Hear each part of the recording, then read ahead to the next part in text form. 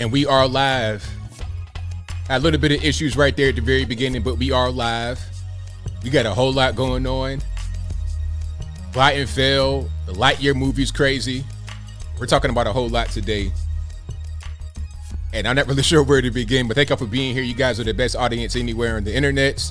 You could be anywhere in the whole wide world, but you're right here with me live on the show, and I appreciate y'all for that. There's a whole lot going on all over the internets, all over mainstream media, social media, everywhere. And like I said, Biden then fell. The Lightyear movie is crazy.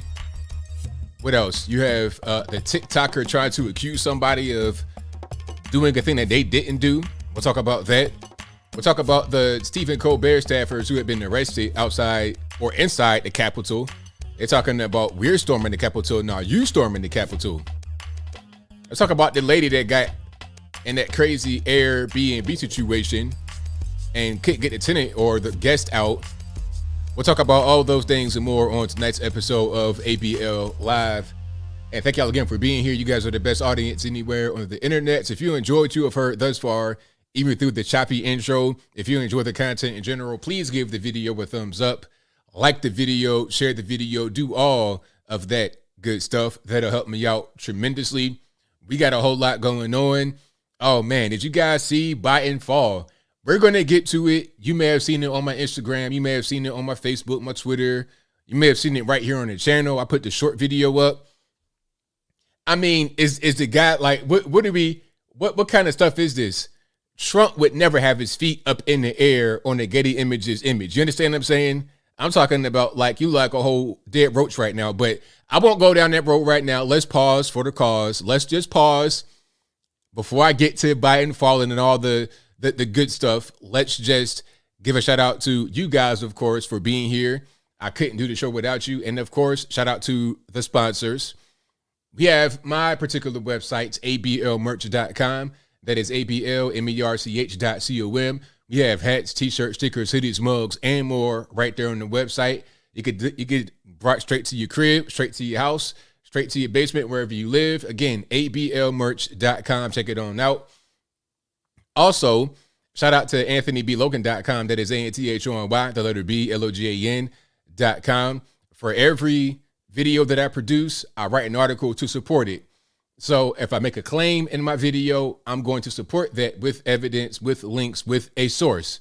Again, anthonyblogan.com, ANTHONY, the letter B, LOGAN.com. Also go to the contact page on my website to find my email, my snail mail, my social media accounts, my Facebook, Twitter, Instagram. All the good stuff is right there on the contact page. So that's anthonyblogan.com/contact. Check me out right there. Send me whatever you want, but don't send me nothing crazy because I will call the federales on you ASAP. We're getting fingerprints in the whole 9 yards, so don't send me nothing. Don't send me nothing wild. All right. But what else we got? Oh, of course, shout out to bhedesigns.com.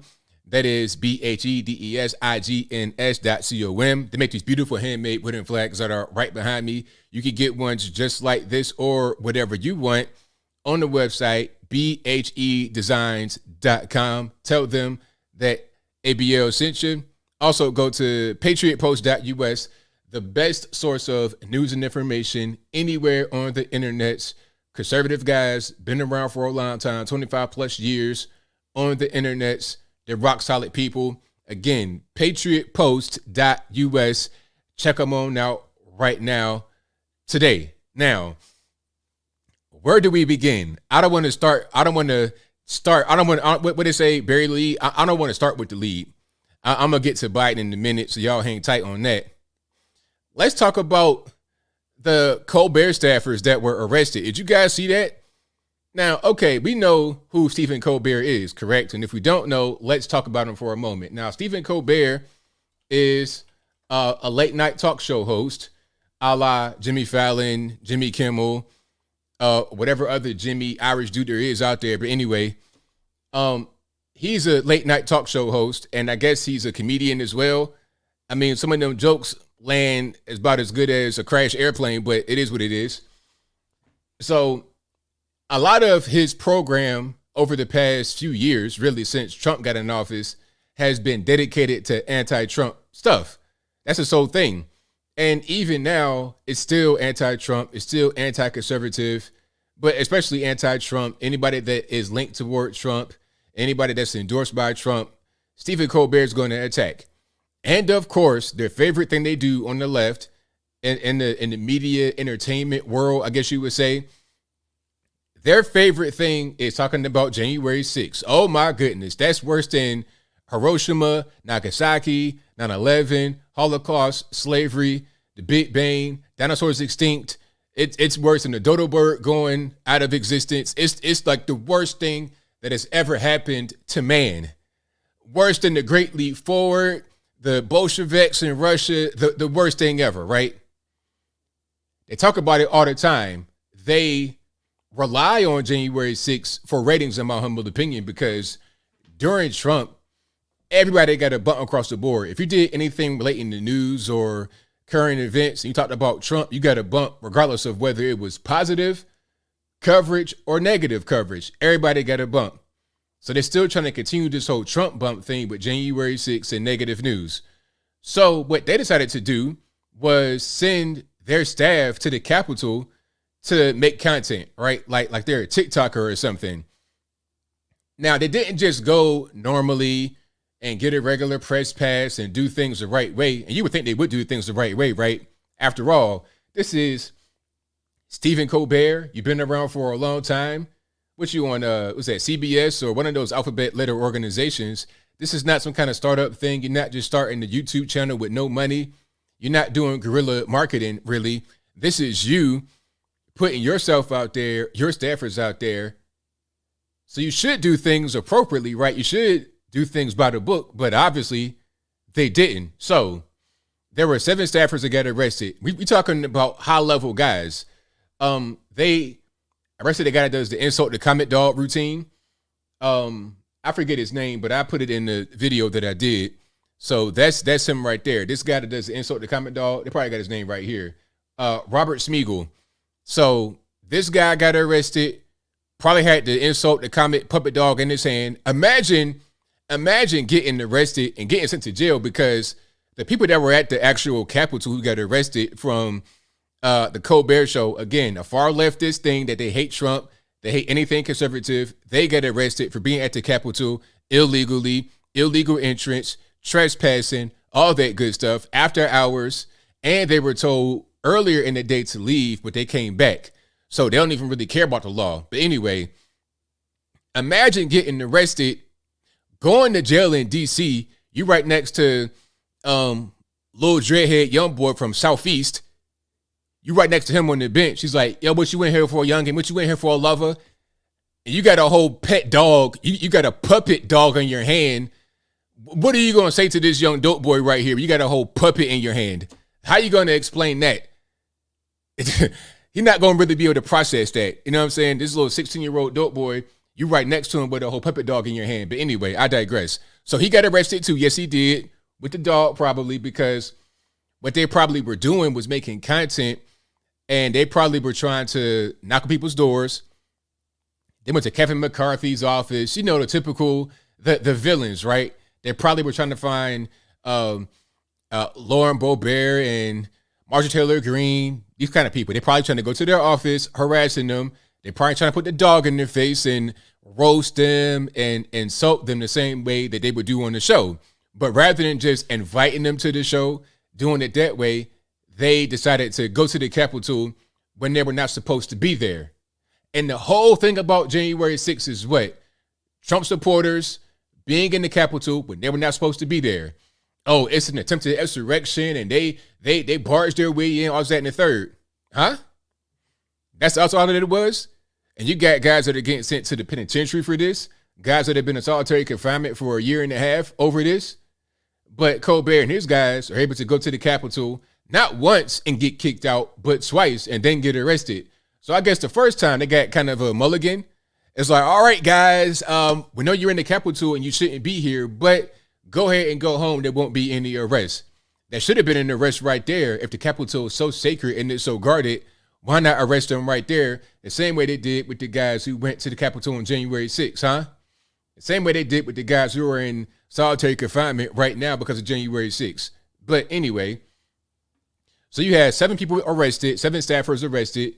High level, you're talking about executive producers, associate producers, insult the, no, pardon me, I'm saying insult the comic dog. Triumph, the insult comic dog.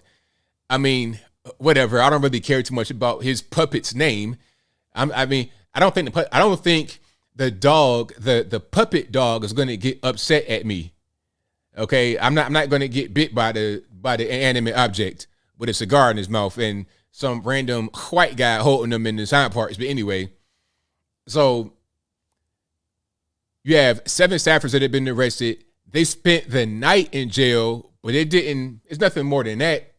Nothing more than that. They're not going to be put in solitary confinement. They won't be in jail without bail, while being remanded. Nah, spend a night in jail, slap on the wrist. You were told once to leave when you shouldn't have been there. And when you came back and you still shouldn't have been there, slap on the wrist. Bad Triumph insult the comic dog handler. Bad puppeteer. Bad producers. So anyway, now we're finding out who did it. And they're saying Adam Schiff and I guess a colleague of his opened the door for these guys to let them in.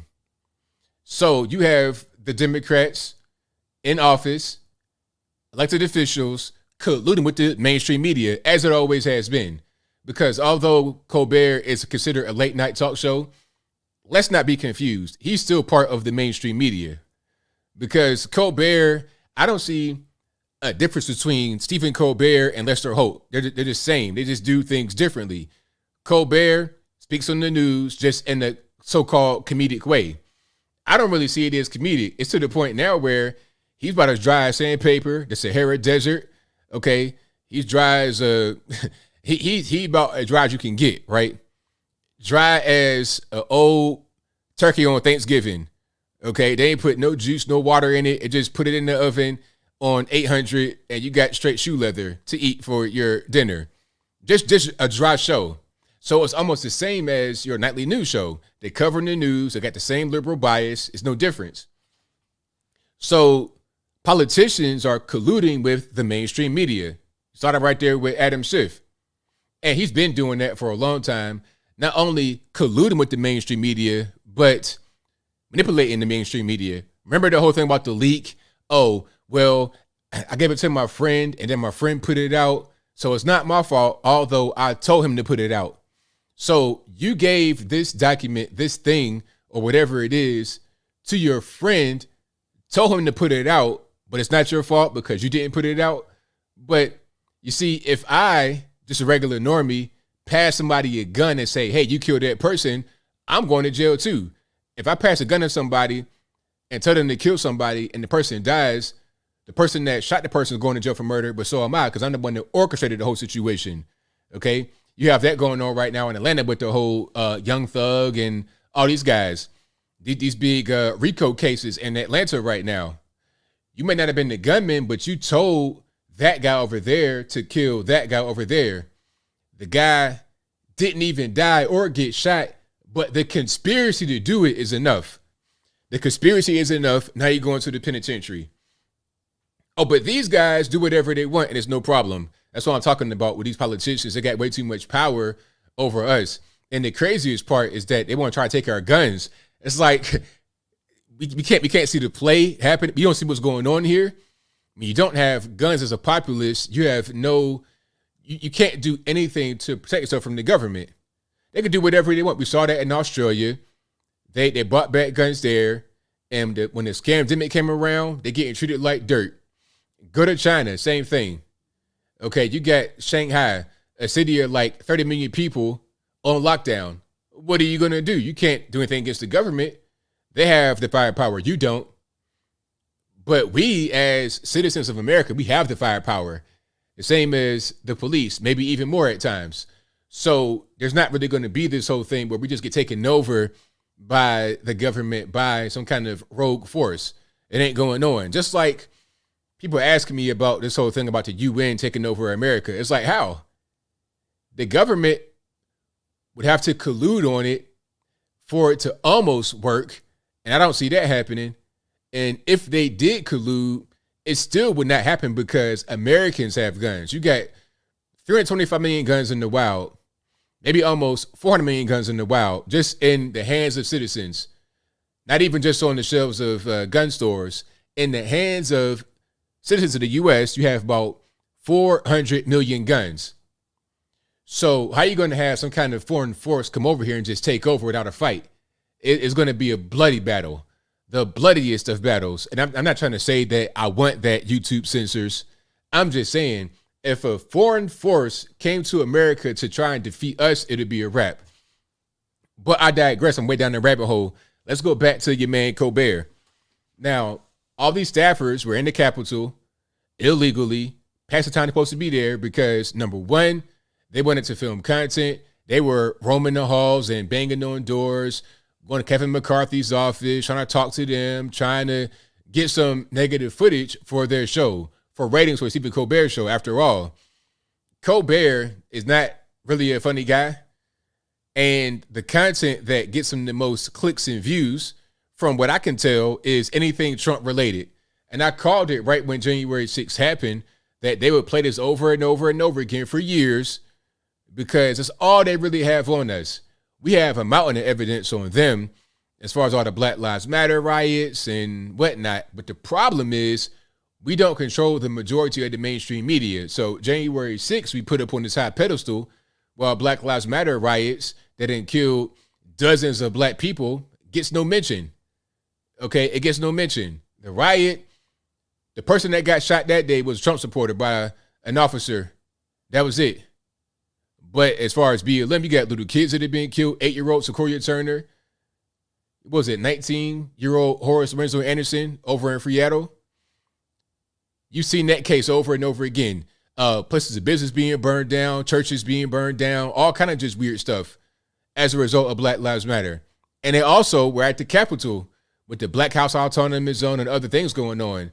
They burned that church down. Remember that church they burned? The craziest part. So Antifa or BLM or whoever, same thing, they literally set fire to a church. Trump comes out there and holds a Bible up, and that became the story.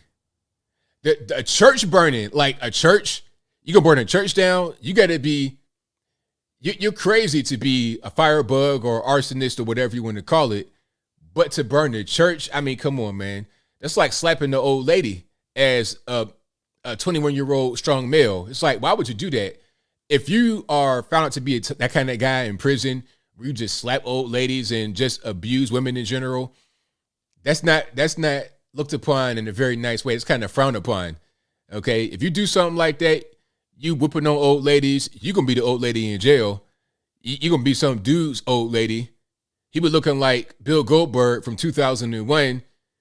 You were there looking like a whole snack. You looking like olive oil, but a male version. You were a whole girlfriend or a wife in jail. But I digress. The point is that this whole thing is crazy. It won't really be a big backlash against them as far as the whole January 6th. The staffers that went to the not the Oval Office, but to the Capitol.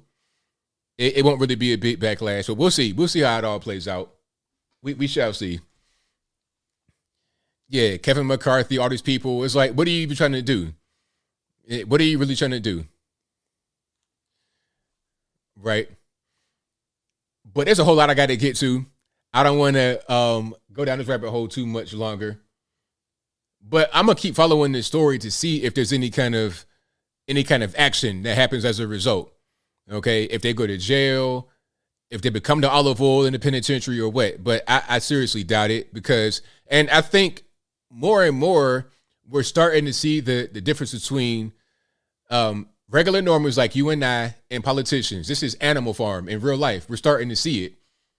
And when I may say things like this, sometimes I'm seen as a conspiracy theorist. Oh, you're making up stuff, ABL. That's not really the way things work. You watch too much TV. You read too many fictional novels or whatever. But we see what's happening right before our eyes. We see how there's two separate levels of law enforcement or punishment. Paul Pelosi driving drunk, crash your car. No penalty, really? $5,000 bail you out the next day? Okay. Stephen Colbert staffers, 7 of them crashed the Capitol after they were told to not crash the Capitol. They were told to leave and they came back, crashed the Capitol. They're in there after hours, no press passes, no nothing. Why can't you get a press pass as the actual mainstream media? Why can't you get a press pass? I'm sure that Colbert knows somebody in the White House where he's able to get his staff some press passes, but they ain't really care about that because they think they're above the law. They think they're above the law. And in some cases, they are above the law. They could do things that you and I can't do. But apparently that day, they were not above the law, and the Capitol Police did arrest them. But we'll see if they go to court or whatever's going on. All right. So, yeah, remember June 16th, liberal mainstream media insurrection on the Capitol. That's right, Sniper. 100%. Do not forget June 16th. It shall be etched in the minds of many all over the world throughout history to come. But let's keep on moving here to my next thing I want to talk to. And, Van Jones talking about how the Democrats have become very weird. I mean, this is something that I think we all know. We all know what's going on here. I'm going to try to pull an article up right quick so you guys can see what I'm speaking about.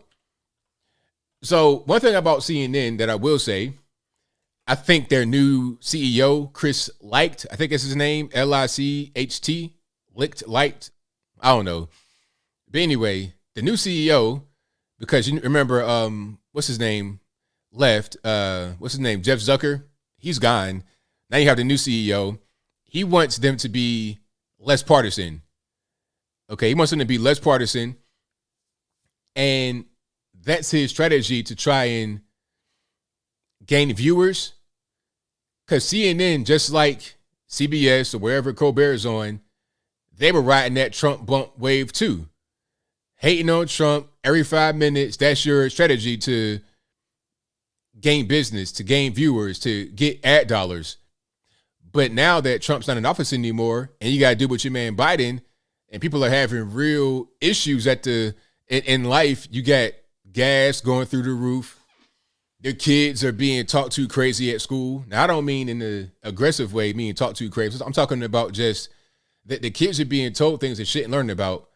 Drag queen story time and gender identity, all kind of things of that nature at 7, 8, 9 years old. Very inappropriate things. So people are starting to kind of get fed up with the Democratic Party. They're done. They're starting to stray away. They don't like how weird and strange they've become. And I think Van Jones right here kind of sums up the feelings of many. Put this video right quick. This is going to be on the Post Millennial. Shout out to the Post Millennial. That's a great Twitter page and website. But let's go to this video right here. Let's get some sounds, shall we? And let's see if it'll roll the way I want. Becoming a party of the very high and the very low. If you pull out the working class, you've got people who are very well educated and very well off. Those people talk funny. Latinx, I've never met a Latinx. I've never met a BIPOC. I've never met, all this weird stuff that these highly educated people say is bizarre. Nobody talks that way at the barber shop, the nail salon, the grocery store, the community center. But that's how we talk now. So that's weird. And then the people who are very low down on the economic ladder need a bunch of stuff. You wind up over-promising, we're going to give you reparations to people at the bottom of the economic ladder, talking weird to appeal to people at the top of the economic ladder, and the working class walks away from you. That is the danger we're facing. Becoming. Exactly. Like this whole thing, BIPOC, a lot of you guys have never heard the term before, and you're watching a political show right now, so you're more aware than a lot of your average normies. But that's a term that does not really, who would ever say that term just in regular life? I feel like what's happening with a lot of this woke stuff is a bunch of online rhetoric and behavior that has forced its way into real life. Okay, you might spell the term BIPOC on a sheet of paper talking about a particular thing. Like, okay, you have an event coming up, or you're building an apartment building, or you're talking about a particular area, a neighborhood. Rather than saying multicultural, rather than saying multiracial, you'll say something like BIPOC. Oh, there's a lot of BIPOC people here. That means Black, indigenous people of color, BIPOC, BIPOC.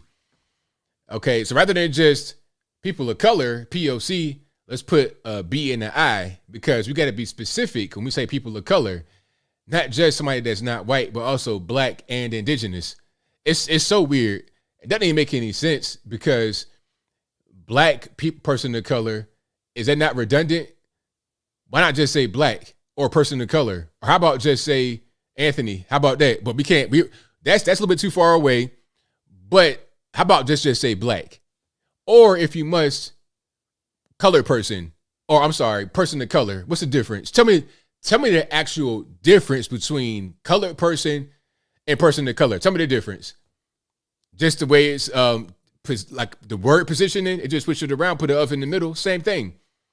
It's a fancier way of putting it. Like, okay, you got some chicken tenders, and you put some basil on it. All right, it's the same thing, just with basil on it. I'm still the essence of the meal has not changed. I'm still eating chicken tendies at the end of the day, right? I'm still in the basement in my drawers playing World of Warcraft. Here come my mom with the tendies, throw them down there. Hey, make it a little bit fancy tonight, mom. Put some basil on that jank. Now I have person of color rather than colored person. It's the same deal. But I'm sorry, that was on my chest. It's always on my chest. Anytime I see it, it was like, look, if you want to call me colored, just say that. If you want to call me colored, just say that. Don't make it be this weird thing where you're trying to call me person of color, or the fancy thing, BIPOC. Okay, so you put basil and some special sauce on my chicken tenders. Great, good for you. I'm still eating the same meal. How about change it up? Do something else. All right. Hey, shout out to World of Warcraft. Nothing against nobody, but you understand what I'm saying. You know the thing I'm talking about. I got a PlayStation and everything else, but you're not gonna catch me at 3 p.m. in my drawers playing PlayStation. I got things I got to be doing. You know, I'm cutting the grass. I'm doing videos or whatever. Do that in your free time, and don't overindulge in whatever you do. But I digress. So my point is that these terms people use are just fancy for no reason. They don't actually help. Nobody really cares. And at a certain point, people will never use it. Latinx, what is that? What does that mean? So I guess the point of saying Latinx was to remove the gendered, the what they call it, like the gendered language from a gendered language. How do you do that? Spanish is gendered. Latina, Latino. Abuela, abuelo. That's just what it is.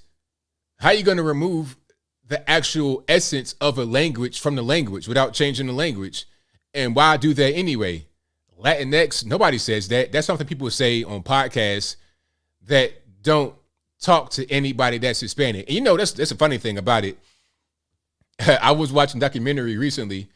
Well, I gotta find it. I'm gonna find this clip and show it to you, because I can tell you what I'm talking about, but when I show it to you, it didn't just really click. So Black Lives Matter. Usually when I see Black Lives Matter or anyone speaking about it, they don't actually know any black people, or they're not really around black folks like that. You don't see Black Lives Matter signs in you don't see Black Lives Matter signs in the hood. Not really. When I go to Atlanta and I go up West Paces Ferry, I'm in Buckhead and stuff like that, I'm seeing I'm talking about the whole front yard, Black Lives Matter. It'd almost be a circus tent size sign that says Black Lives Matter right in their front yard. It's ugly too, because it's like, all right, there should be some trees right here. Give me some, some foliage, some shrubbery, some flowers. You got a Black Lives Matter, and it's like always weathered, but it's in a beautiful neighborhood where you probably don't have anybody black at, or very few black folks at. And I can tell you one thing, it probably, if there's anybody black there, they weren't there. They're not from there. They came from California or New York recently, right? Hold on, I'm finding that clip, and I'm going to get it. But yeah, that's what's going on. So a lot of the stuff people do is just it's just for show, so they can feel good about themselves. That's really what it is. You know, you feel good about yourself, you feel like you're doing the right thing, but really it does nothing. So this makes these people very weird. The Democrats makes them very weird. And you're trying to go out there and get votes. You're trying to go out there and garner support. You won't get support. You won't really get too much from people over a period of time if you keep being weird and strange like that. And so I think Van Jones was 100% right. Now, I'm not going to sit here and say Van Jones is like a friend to the Republican Party, really. Not at all, or to conservatives. But if you're right, you're right. You know, just like, I know it might be a little controversial. It could be a little bit spicy to say it right here. But Bill Gates was talking about how cryptocurrency is a scam and so are NFTs. And I was like, you know what? I agree with that. And people said, but what about Epstein Island? I'm like, look, I understand that he might be a creep. He might be a criminal potentially. He might have some serious dirt on him. I get it. But if he says that water is wet, how can I deny it? How can I deny an obvious fact? It doesn't matter who says it. You know, I don't believe in crypto or NFTs. It's all kind of the same to me. If you make money on crypto and NFTs, then congratulations. Congrats. You know, but I know a pyramid scheme when I see one, and I'm going to leave it right there and digress. I know that might have started a fire in the comments, but it's fine. I'm going to keep on moving. So here's the video that I was referring to. This is, I'm gonna give him a shout out. This is on Peter Santinello's channel. Shout out to him. I like his channel. He travels and stuff like that. So he was in ATL. He was kind of getting the tour of some of the neighborhoods, right? And how things have changed and what's going on. So let's take a look right here. This is a very nice area right in ATL. Probably like Buckhead. It appears to be that area, or it could be something like Old Fourth Ward, gentrified type spot that it may have been bandos out there, but now you have $1 million homes. That's what's happening right now in Atlanta. Let's see what he says. This neighborhood is nice and all that, yeah. When we start seeing the Black Lives Matter signs, that's when there's no more black people in here. So this area, Ponce. So you heard what he said. So it's a very nice area. They're in Ponce right now. So it's a very nice area. But when you see a Black Lives Matter sign, that means there's no more black people in here. That's what he said. And the Old Fourth Ward was predominantly black, yeah? Okay. In like, I want to say like late 80s, early 90s. But as soon as it gets more affluent, people with money in it, okay, you know, a lot more white folks, and they start to put those Black Lives Matter signs up, it's usually an indication that all the black people have moved out. Which is like yeah, you're trying to be an ally, but at the same time, you're kind of the issue in so many words. See what I'm saying? But people that live in kind of an ivory tower or a bubble, they don't understand that. They don't really even see themselves. I see it because I'll zoom out and see the whole picture. I don't just see things from where I live and just my particular area where I live at. I zoom out and see the whole picture and how it connects. You see what I'm saying? They think they're doing the right thing and we're not racist. And you know what? I think this whole drag queen story time has an element of that in there as well. It's the same kind of thing. It's people that are leaders, people that have a lot of money, people that feel like they're above the commoner, you and I. When they go to drag queen story time, when they put a BLM sign in front of their house, they think they're supporting the black community doing that. So a lot of times at these drag queen story times, it'd be a so-called person of color doing the stunts. And some of the videos I've seen are so gross, I cannot show them on my channel, but yet there'll be little kids in there watching it. A brief descriptor, I won't get too graphic, but there was one quote unquote drag queen, some dude prancing around, and I'm not sure what he had going on. There might have been prosthetics, some movie magic, or it could have been some type of surgery. I don't know what he had happening, but there was some action going on upstairs, right? And it was almost nudity, if you catch my drift. This dude's dancing and prancing around. It's a room of adults, all white. He's black. And there's a little girl with one of the parents just watching the whole thing go down, or a little boy or something like that. Now, it's so crazy that this moron who's prancing around with his stuff flopping everywhere covered up when he saw a little girl. Now, of course, a step later, he's still back at it, but he might be a dope fiend, not really thinking too tough. But in the minds of the attendees, I bet you they think that going to a drag queen story time and bringing their kids with them will make them not be racist anymore. They think if they could do something like that, then they won't be racist. Same thing with Black Lives Matter. Same thing with being anti-Trump. People will hate Trump so much because internally they're trying to fight their own demons. Oh, I'm not. They're trying to make you think that they aren't racist. But I tell you what, though. Those same people at the drag queen story time, the same BLM supporters, if you and them have some kind of confrontation, some kind of thing going on, like let's say me. Oh, me?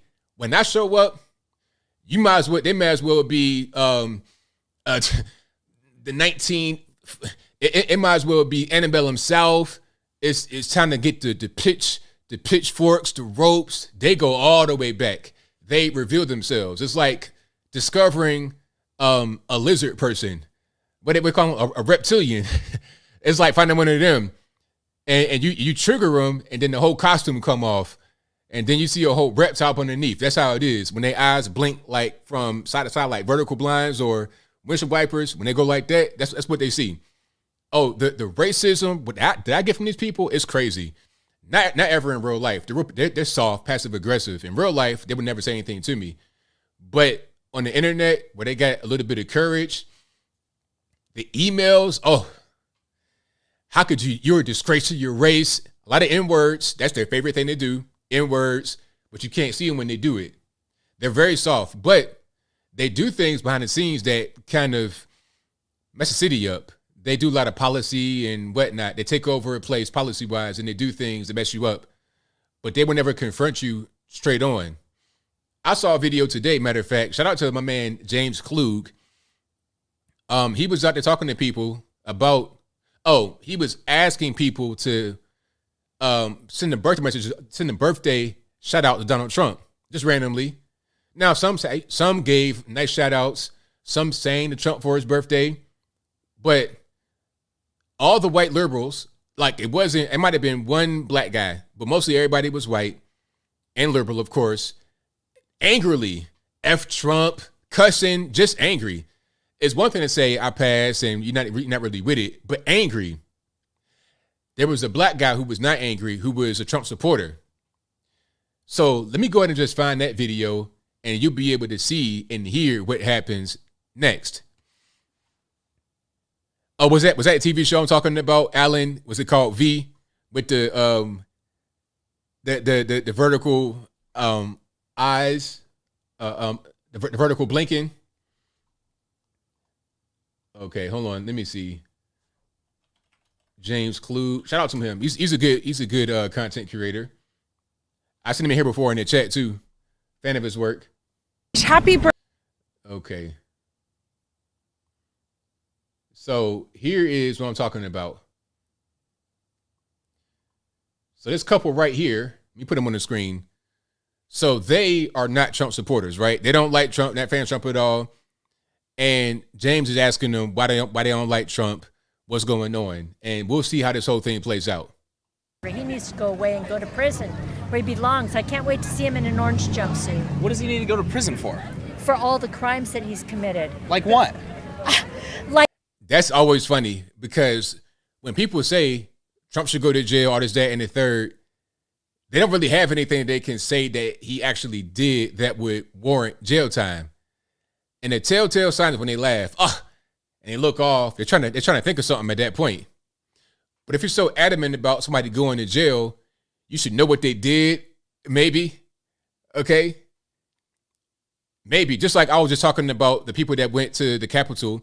The liberals that went to the Capitol from Stephen Colbert show, illegally, unlawful entry, trespassed.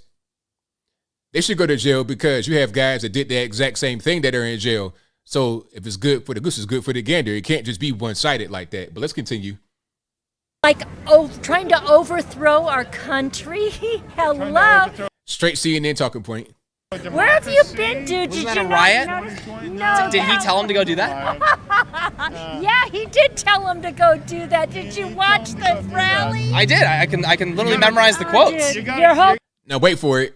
Wait for it. Then you're gonna see what they do, how they act.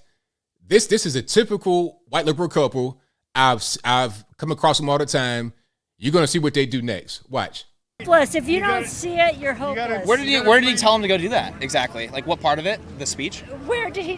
When he said, Like, what did he say? "Let's fight. If you don't fight, we're not going to have a country anymore." You mean the quote "fight like hell"? Oh yeah, Bernie Sanders said that. A lot of other Democrats said that. And then when Trump say that, then it's bad, right? Dude, you're a Trump fan? Oh yes, I am. Oh yeah, and I'm from Compton. And guess what? And I'm from Compton, California too. And I'm a Trump fan. Got the coin too in the back of my pocket. Proud baby. Ran away, just like that. Ran away. Because what are they going to do? They want, see, right when they said, oh, you're a Trump fan? What does that mean? You're black and you like Trump? They wanted to get racist right there. See, that's how they operate. But rather than doing that, they run away. They run away. Now, if they can find his email address, they can find him online, he'll get all kind of N-words. Oh, that's how they do. That's classic. It's classic. It's to the point now where their patterns are predictable. You know what they're going to do. So you got to do things to prevent that from happening or counteract it or do things on your own to supersede what they're going to do and how they're going to act. That's kind of what I'm saying here. So yeah, but that right there was classic.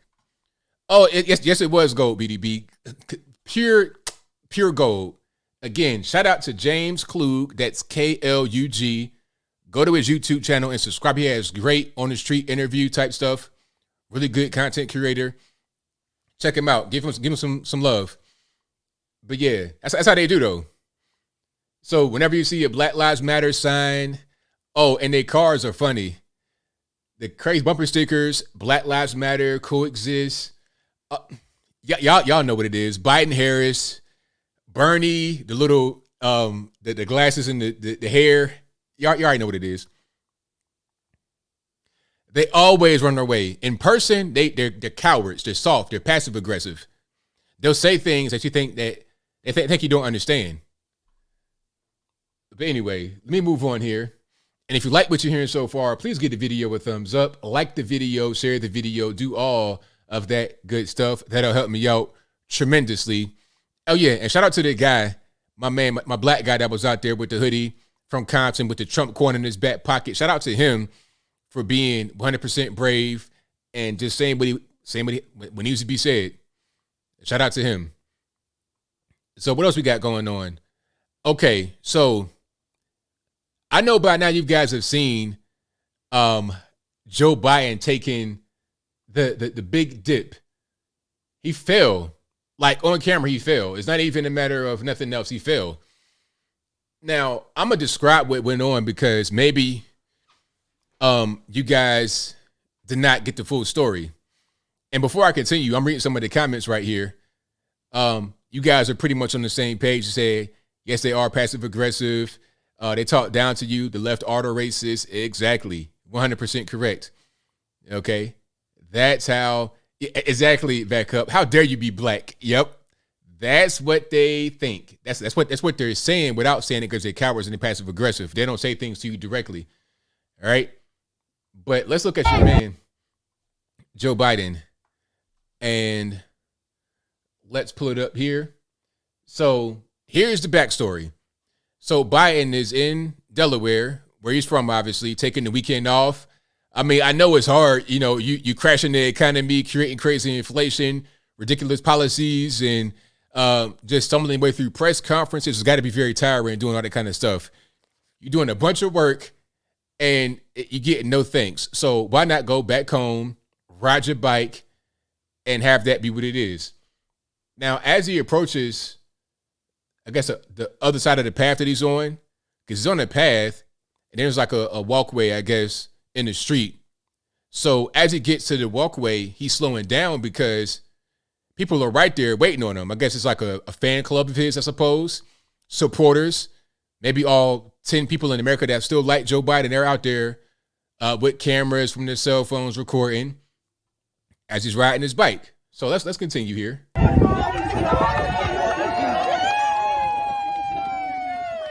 So now he is slowing down, right? He's not pedaling. He's just slowing down. He has one foot off of the pedal, and the other foot is not quite off the pedal yet. And he's trying to stop and get off the bike and talk. But here's what happens. Now, that was a clip that got cut short right there, but I didn't cut it short like that. Here's the next clip of the same incident.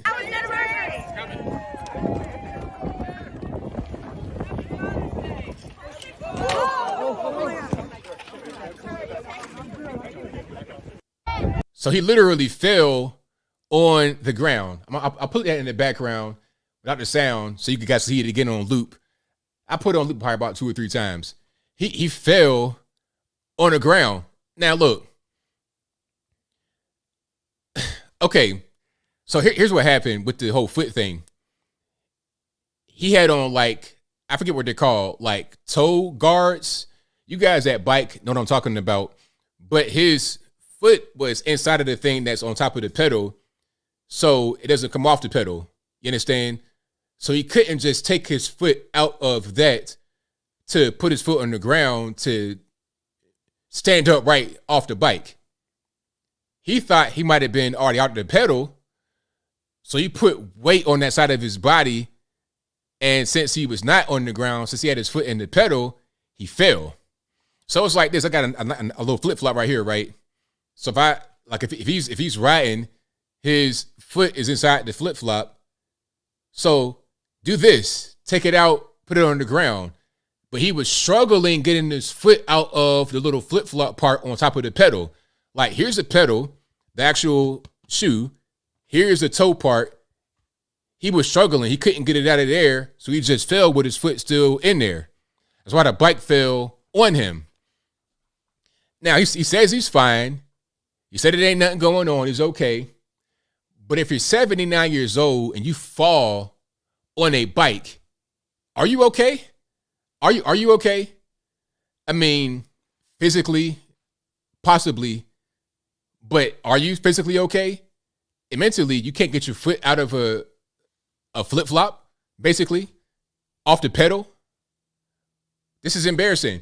Like, you know, if it was Trump that had something like this going on, they would never stop playing it. They would have that on loop on every channel for weeks. For weeks, they wouldn't have taken it off. It'd be like the little coronavirus calculator. It'd be like that on the right-hand side of the screen, or on the Chiron and on the lower third. Okay, U.S. having rate hike today, and then right next to it, it'd be Trump on the bike falling over and over and over again for hours. Okay. Now, people probably were shocked that he fell, because how do you fall when you're standing still? He was not riding the bike at that point. He was standing still. He came to a stop. He just could not get his foot off of the pedal. So he fell with the bike. Now, we have some pictures, actually, of the fall, because the videos are not necessarily great quality. I mean, you're dealing with cell phone cameras from just regular normies. You're not dealing with, big, crazy of cameras from news stations or the White House or anything like that. So let's go ahead and hold on. I got a video right here. Oh man, hold on. Okay. I got a video right here. Then I'm gonna get right back to what I was saying. So Trump responded to the bike fall on Truth Social, and you got Trump swinging a golf ball, or hitting the golf ball.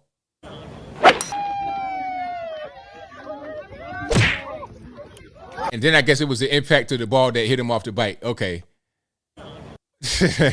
Trump is a troll, and it's funny. But let me get back to it. So the pictures.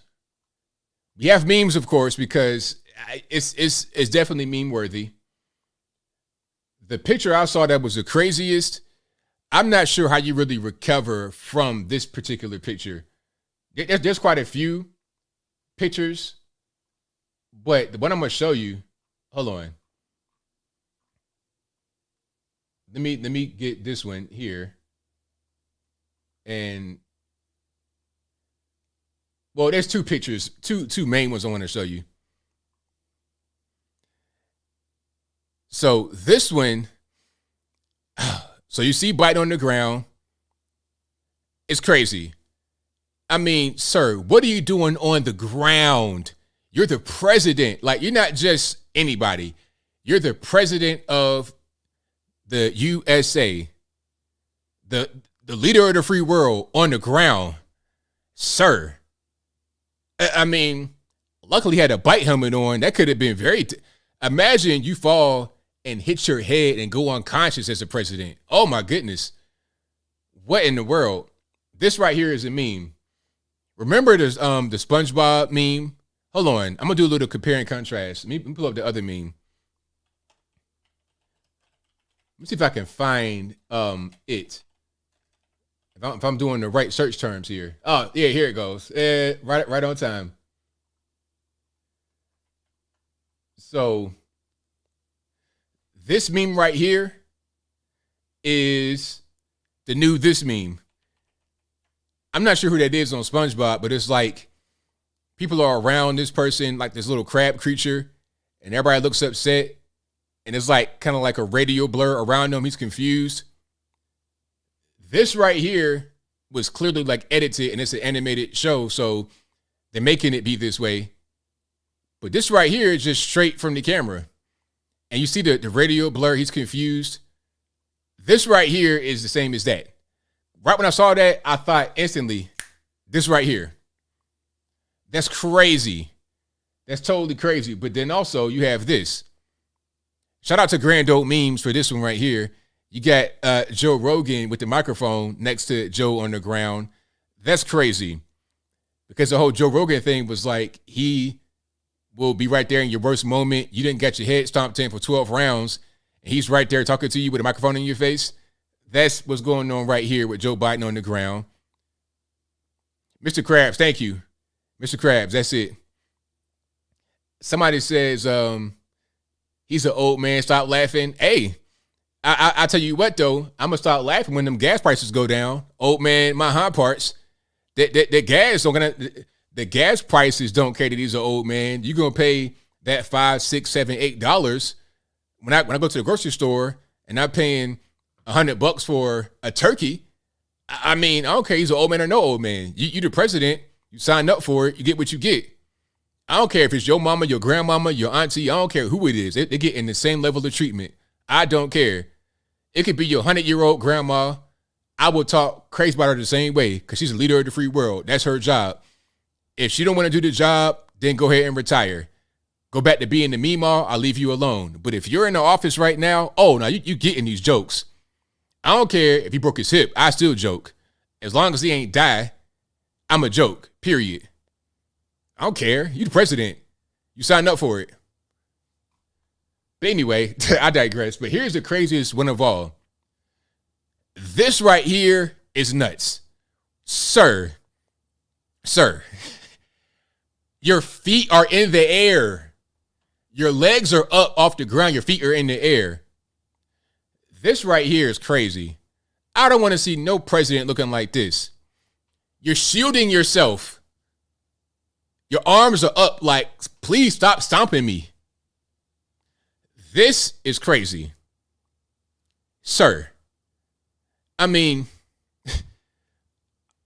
am I being punked?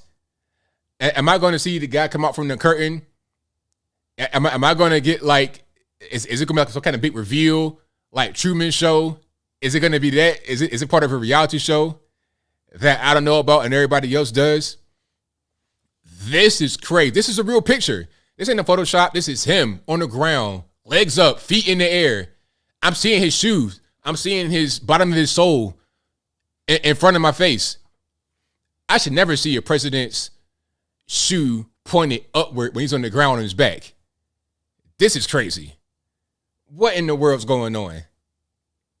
He didn't fall before. Fell on the steps, I think, twice. Then he fell on the bike. At a certain point, is it going to get worse? Are we going to see like a really bad thing? And remember when they said Trump was like he was old and decrepit for holding on to a handrail and walking down the slippery, wet steps. It was like a little ramp. It wasn't even steps. It was slippery and it was wet, and he didn't want to fall, and he didn't fall. He was old for that. This guy has his feet in the air, like he didn't got beat down, stomped the wine. And the media are like, oh, he's an old man, leave him alone. I wish I would. Leave that man alone. I'm going to stay on this neck for the entire time he's in office. Point blank, period. Oh, man. Like, imagine, you would never see Xi Jinping on the ground like that, or Vladimir Putin on the ground like that. You would never see him on the ground like that, ever. If they fail, somebody would end up dead. Just because. So you know to not let them get on the ground and fall. If you got to sacrifice your life as a person right next to Xi Jinping so he doesn't fall, you got to do it. Because if you don't, gulag time. Gulag time. ASAP if he falls. Matter of fact, let me see if I can find that article about Trump. It was crazy. It was like op-eds about it. Oh, here it is. Look at this. Look, watch this. I'm gonna mute it right quick. But I have the video and the article. Check it out. New York Times from, when was this? June 14th, almost 2 years ago, 2020. Almost 2 years to the day. Look at the headline. Trump's halting walk down ramp raises new health concerns. The president also appeared to have trouble raising a glass of water to his mouth during a speech at West Point a day before he turned 74, the oldest president has been in his first term. Now look, here's the video that I'm talking about. So Trump's walking down the ramp. These are not stairs. This is a ramp. It's a slippery ramp, meaning there's no steps. It's just a straight sheet of metal. It had been raining, and he'd been up there for a while. He didn't want to fall. And then at the very end, you get a little run. There you go. For that, oh man, he about to die. He got cancer. Cancer? Remember that? I remember all of that. I don't forget a thing. I'm an elephant over here, a whole elephant. But Joe Biden falls, feet in the air, like a dead roach. A June bug, a roach, a spider, all of that in your kitchen in the morning. You know what I'm saying? Nothing from the media. Crickets. So we already know what time it is. Like, there's no denying the media bias. That's out the window at this point. That's done. That's a wrap for that. That's over with. That's over with. I mean, come on. This is crazy. But hey, that's your president. I ain't vote for him. Okay, I know y'all didn't vote for him either, but I ain't vote for that guy, so it's not my fault. It literally, don't blame me. Don't blame me for the gas prices. Don't blame me for the high food prices. Don't blame me for sending money to Ukraine. We give money to Ukraine, but we can't give money to the schools to protect them. Don't blame me for that. Blame literally the white man. That white man right there on the ground with his feet in the air, roach style. Okay, blame him. Yo, I've seen some things in my life. I've seen some stuff, but that right there is crazy. That right there is crazy, man. Dead roach, like, oh man. If you like what you're hearing so far, please give the video a thumbs up, like the video, share the video, do all that good stuff. And thank you for doing so in advance. I couldn't do this show without you. Okay. And also, we got a few more things on deck here. There's quite a few things on deck I could talk about. The new Lightyear movie. A lot of you guys thanked me for putting that video out because you had no idea that there was a same-sex kiss in the new Buzz Lightyear movie. So as I was saying in the video, you guys know about Toy Story, the movie. I've never seen Toy Story, I don't think, because when that came out, I was a little bit old. I was like middle school age. I might have been about 12 or 13, something like that. So I never watched Toy Story. I've seen clips and I know kind of what it is, but I never really watched it. I think I watched it when I was like older, like in college, just because I saw some of it, but not the whole thing. Because again, I was a little bit too old.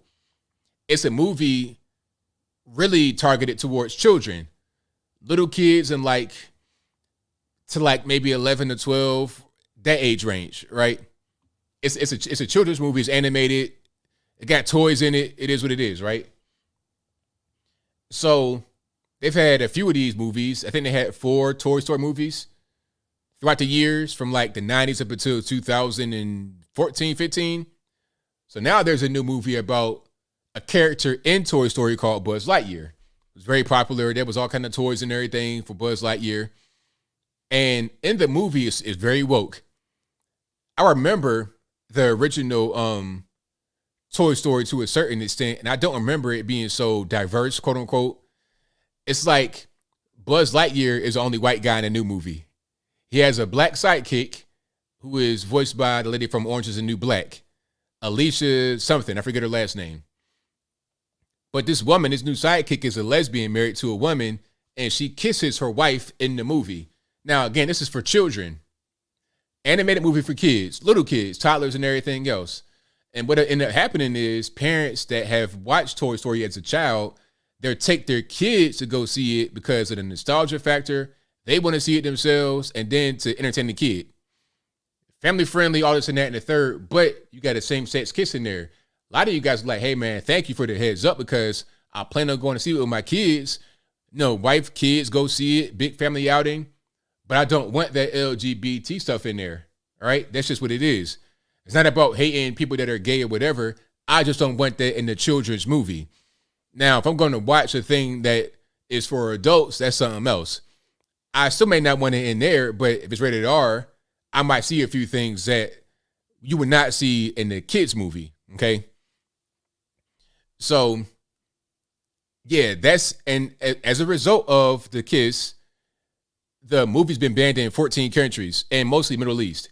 It's funny reading the articles because they'll say, well, it's been banned in 14 countries, mostly in the Middle East and some of Asia, but they won't say why these countries banned the movie because they're majority Muslim and all that weird stuff they're not going to tolerate. I think China might even ban it because China does not like a lot of that stuff.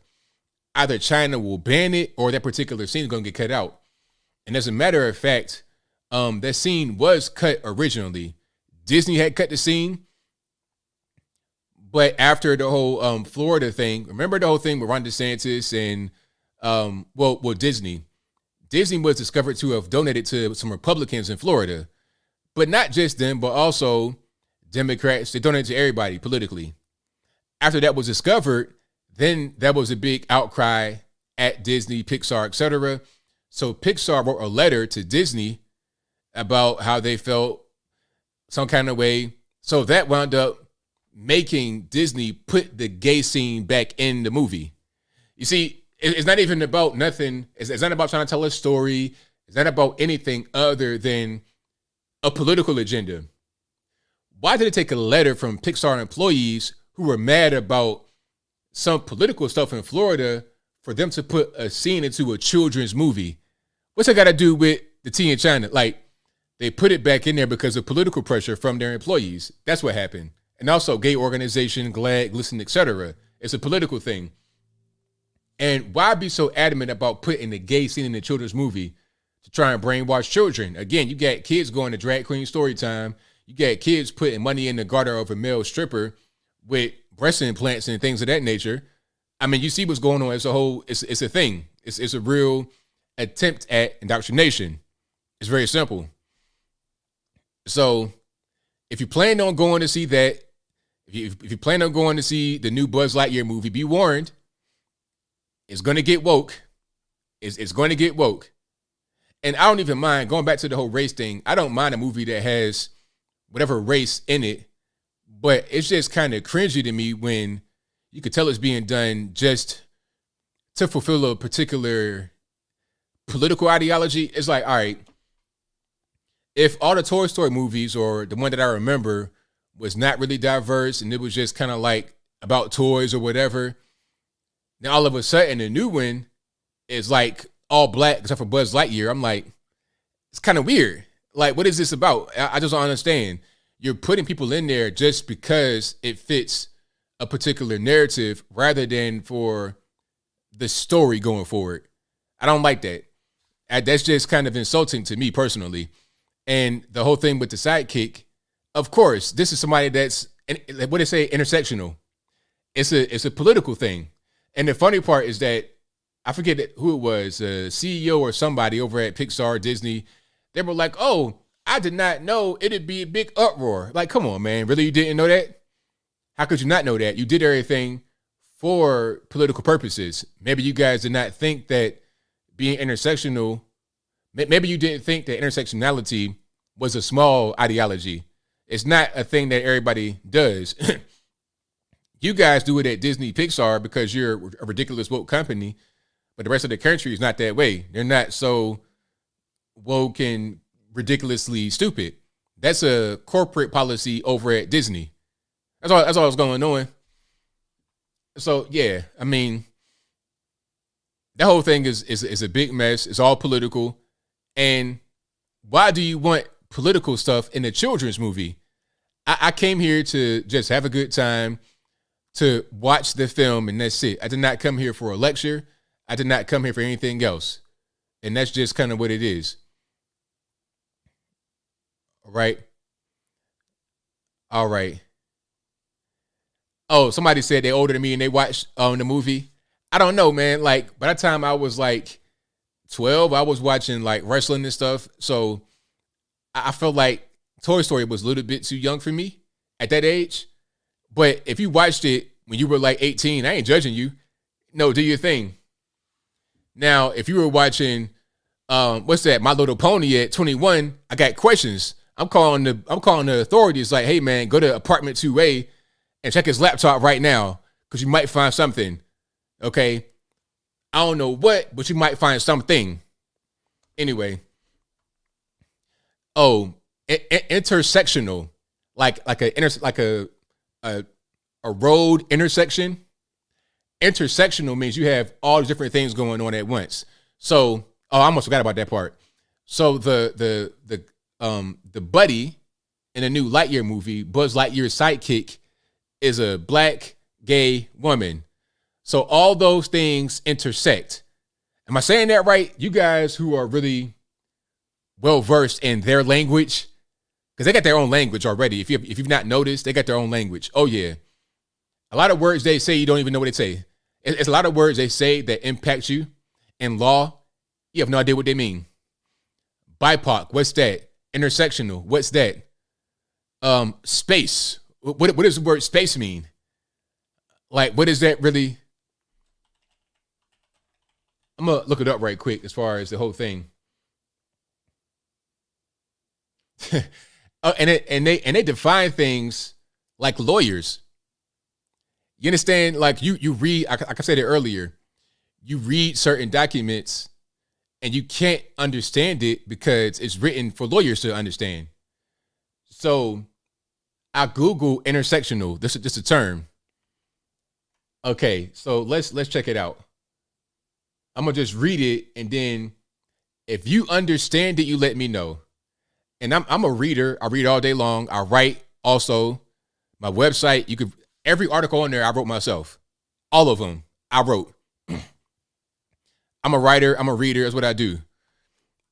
These not for fashion. It's because I would read so much as a little kid. I needed glasses. I couldn't really see far away.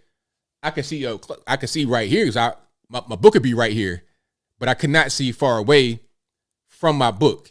You understand what I'm saying? So let's read what this says right here. Okay.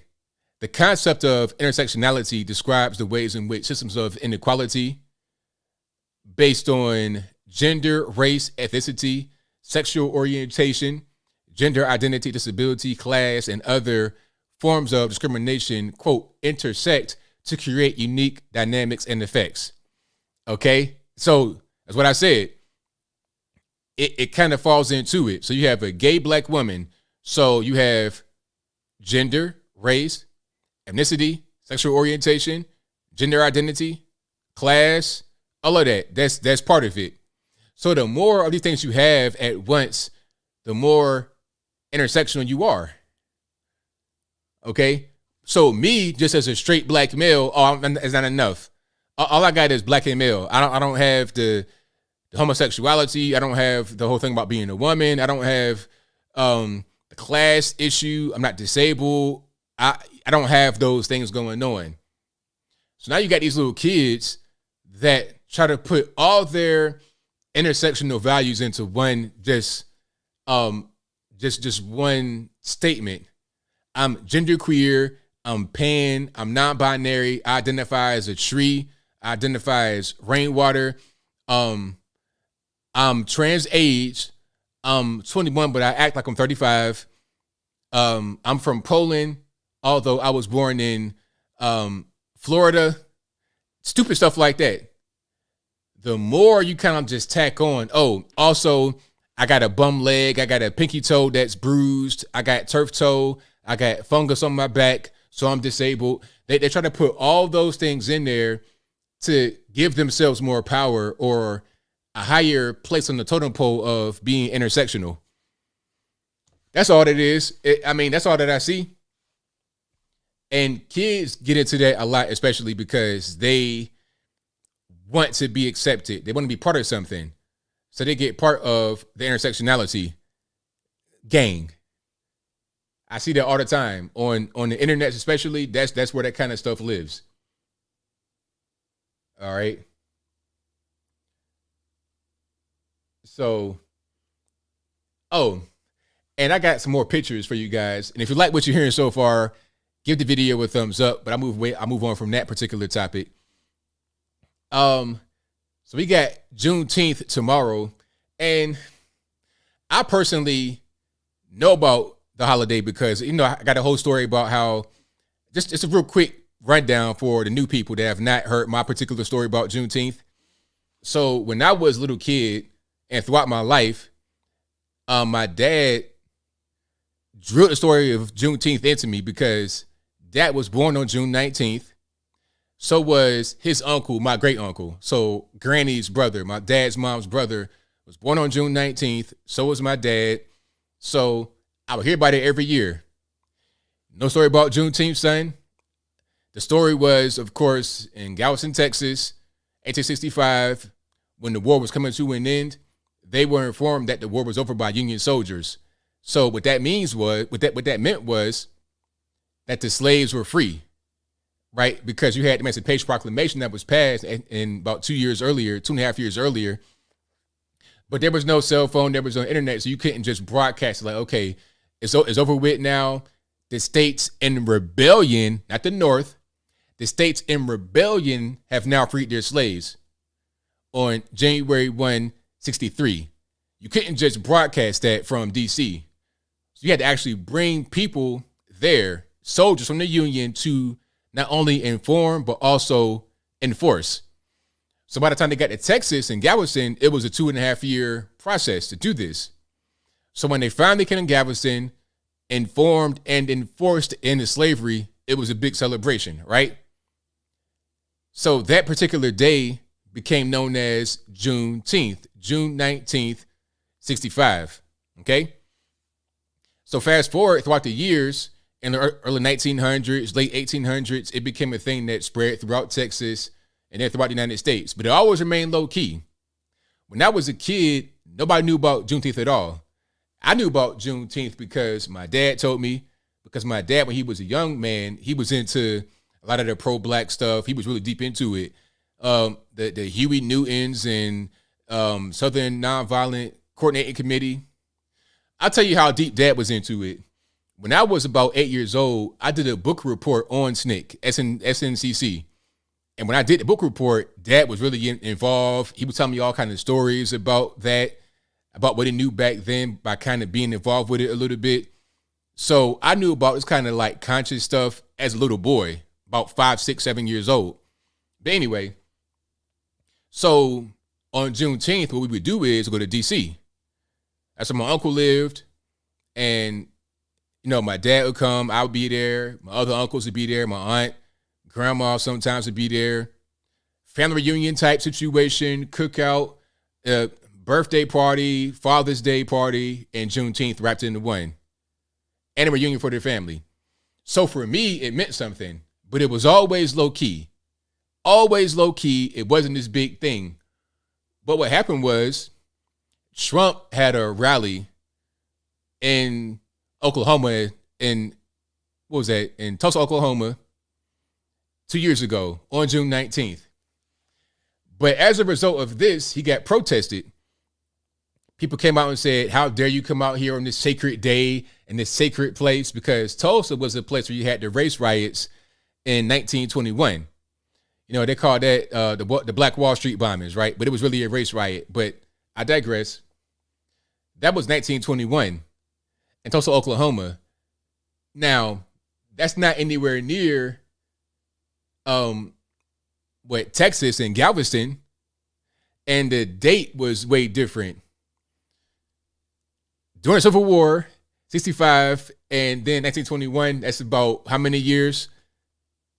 50, about 70 years difference. It's not the same thing at all.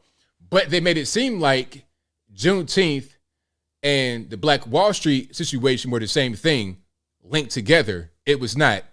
It wasn't the same day. It wasn't the same place. It wasn't the same time. But because it was protested, Trump backed off and said, okay, let's do the rally on the 20th rather than the 19th. So then that made people say, oh, I've been a fan of Juneteenth my whole life. I always celebrate it. I know about it. No, you didn't. No, you didn't. Because when I was a little boy, even when I was on the left and still voting for Barack Obama, y'all did not talk about Juneteenth at all. Y'all talked about Kwanzaa and stupid stuff like that. Never an actual date in history. Never. Until Trump had the rally and it was a protest and it made the news. That's when everybody's like, oh yeah, Juneteenth. So now it's like a political football. It's a political weapon. And I hate that because when I was a kid, it meant family time. I get to hang out with my dad and my uncles and stuff like that. So yeah, I hate that it's become this. I legit hate that. I'm being dead serious. So do not call with a Juneteenth joke you're going to get hung up on ASAP. I promise. But here's the craziest part that I've seen. Now we have some of these monuments. Here's a real monument. This is a 1970s Afro pick that has become a monument for Juneteenth. You see, like this is, I don't even know what to say. I don't even know what to say, man. Like I have no words. So the day celebrates the end of slavery. What does an Afro pick from 1972, how does it link together with Juneteenth and the end of slavery? You tell me. Big cringe. Big cringe. I'm not a fan. I just don't really understand. I don't get it, man. I really don't understand. But yeah. I mean, you guys let me know. Does an Afro pick symbolize the end of slavery or nah? I'm trying to, maybe it's just me. Maybe I'm getting triggered and emotional because of my personal family history. This is in, is it New Orleans? Yes, New Orleans. That's correct. So it's on Lafayette Square. There's a caption. I'm going to read it right quick. It says, as Juneteenth approaches, we celebrated with an unveiling in Lafayette Square. And you have like the little, you probably can see it a little bit right there, actually. Has like the some colors. I'm not sure what these colors are. Oh, I know RBG, red, black, and green. The tan, the yellow, I don't know where that comes from. That's a new color that they put into the Pan-African flag. This culture is very fitting for this time and place as we celebrate the freedoms that we have gained. We know that it doesn't come without struggles, fights, and protests for 200 plus years. An Afro pick, though? I mean, what? I'm triggered. I don't want to see no Afro picks. I mean, you may as well just put like a watermelon seed on there too. Just do that and just have the whole, just go ahead and just do it rather than beating around the bush and hemming and hawing. Just go ahead and put the watermelon seed right there on the ground and have that be that. Okay? I mean, I don't know, man. People are dumb. But all of it is just trying to show people that you are down for the cause and you love the black man. How about just don't be weird? Just be yourself. Whatever you do every day, just do that, man. For real. Man. Yeah, it's a fist, yes. Because that fist, I've seen that Afro pick before. My dad had that actually back in. So when I would go to granddad's house in the summertime, I would stay downstairs. And downstairs, that's where my uncles and my dad would live when they were kids. And their room was like how it was when they left it. Jimi Hendrix posters and a weight bench that was like super slim. I'm talking about like the size of a cell phone this way, a weight bench. You know, little skinny boys down there. But anyway, I saw the Afro pick and it looked just like that. It was the same color. I guess it's like plastic, steel or whatever for the pick. It looked like that. Had a peace sign on it and had a fist at the end of it because this was during the 70s when you had civil rights and all kind of stuff going on. You know what I mean? So that's where that's from, 1970s. So we're taking a 1970s design and applying it to the end of slavery, 1965. It doesn't make any sense. It like just logically, it doesn't compute. Not even just the aesthetics part of it. Just logically, it doesn't make no sense. It's just so dumb. I don't like dumb stuff. I like to be kind of intelligent a little bit. You know what I mean? If you're a moron, go over there. Don't be in my don't breathe my air if you're a moron. How about that? Yeah, go over there and breathe that air over there. But I digress. I don't want to get triggered. So let's go to the super chats and the calls eventually. Did I cover everything I wanted to get to? Oh, the TikToker. I don't got time for that. But you guys saw the TikToker that was trying to she was in the gym, quote unquote, working out, but really she was like getting undressed. She had like this pullover over a sports bra, and she was like taking the pullover off, revealing like a little midriff and whatnot. And she already had some kind of skimpy stuff anyway, some tight shorts, real high tight shorts, skimpy little stuff. So she took that off, but she was filming herself. She was like filming herself the whole time. So she catches a guy looking. It was a gym employee and a guy working out. They look at her, and that was enough for her to go into this rage talking about, do you need something? I don't want to go into it because I don't have the time. But basically, she was trying to make this guy appear to be some kind of creep or like he was all in a personal space, although he wasn't. He was minding his own business.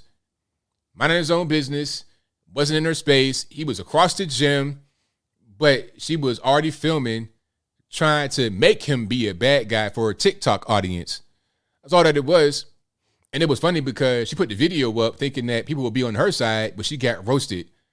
I'm talking about Honey Nut, like bag of peanuts, straight roasted. As she should, because it's not okay to accuse somebody of doing anything they didn't do. If they didn't do it, leave them alone, move on. But yeah, let's go to the super chats and then we get to the calls. The number to call again is 434-658-1220. Again, 434, there it is, 434-658-1220. The number will always be in the ticker right there at a certain point. It will also always be in the description box below the video. So you can always find it that way. Let me go to the super chats here, see if I can find them, and we'll get rocking and rolling. Oh, and if you like what you're hearing so far, please give the video a thumbs up, like the video, share the video, do all that good stuff. That'll help me out tremendously. And let's go to where we got to go. So shout out to Cal, who says, oh, pardon me. Shout out to Mallory, actually. Mallory says, hey, ABL, do me and yourself a favor if you need a good laugh. Check out the Juneteenth. Yeah, the Lafayette Square. Thank you for that. I appreciate it. Thank you to Cal, who says, hey, ABL, do not jump the gun on the whole Lightyear film. But it's crazy what Evan said because Disney literally has pro-Muslim superhero show in the form of Miss Marvel airing on Disney Plus right now. Yeah, you know, I'm not sure what you mean as far as not jumping the gun. It is what it is. They got a gay scene in it. I mean, now, personally, I'm not going to watch Lightyear anyway because it's not really my wave. But it is what it is. We see what's going on. Thank you to Ginger for the donation. Thank you to Lou, who says double standard. Bo versus Windshield says the precedent has been set. 7 people is a mob. 1 year in jail before they get lawyers. New trials against Colbert must be held this fall. Well, that would make sense in the world that makes sense, in the fair world, but we don't live in the fair world at this moment, unfortunately. Thank you to Apple, who says, good Saturday evening to you. ABL, happy Juneteenth. I first saw the Biden video on your Twitter. I couldn't believe it. I watched it 10 times. I laughed out loud. Doesn't make me a bad person. No, it doesn't make you a bad person. It makes you a human being. He didn't die. He's okay, so it's fine. You know what I mean? It's okay. Apple also says, saw 2 videos from Philly. Women get punched. Man got mugged at a gas station. Crime's out of control. Where is the Congressional Black Caucus, BLM? Yeah, I saw that film. Well, I saw that film. I saw that clip of the guy at the gas station getting robbed. But see, gas stations are very vulnerable places for people if you don't know what you're doing. Personally, when I go get gas, like I say all the time, when I go get gas, I don't go to certain places. I already know that it might be a problem. When I go to Atlanta, when I fly out of Atlanta, that's the only time I go to East Point. I would never go to East Point or College Park for anything else other than the airport. Once I get my car, I'll park it right there in East Point. I get on the shuttle, straight to the airport, straight back on the shuttle, get in my car, and I'm out. Okay? I'm on 75 North, past Kennesaw almost, before I stop for gas, because I already know there's certain areas I can't really go and get gas and feel safe. Now, I do certain things that make me be safe. First of all, I don't have any valuables in my car. That's number 1. Number 2, I'm not going to be right up on the pump holding it in that position because I can't see tactically.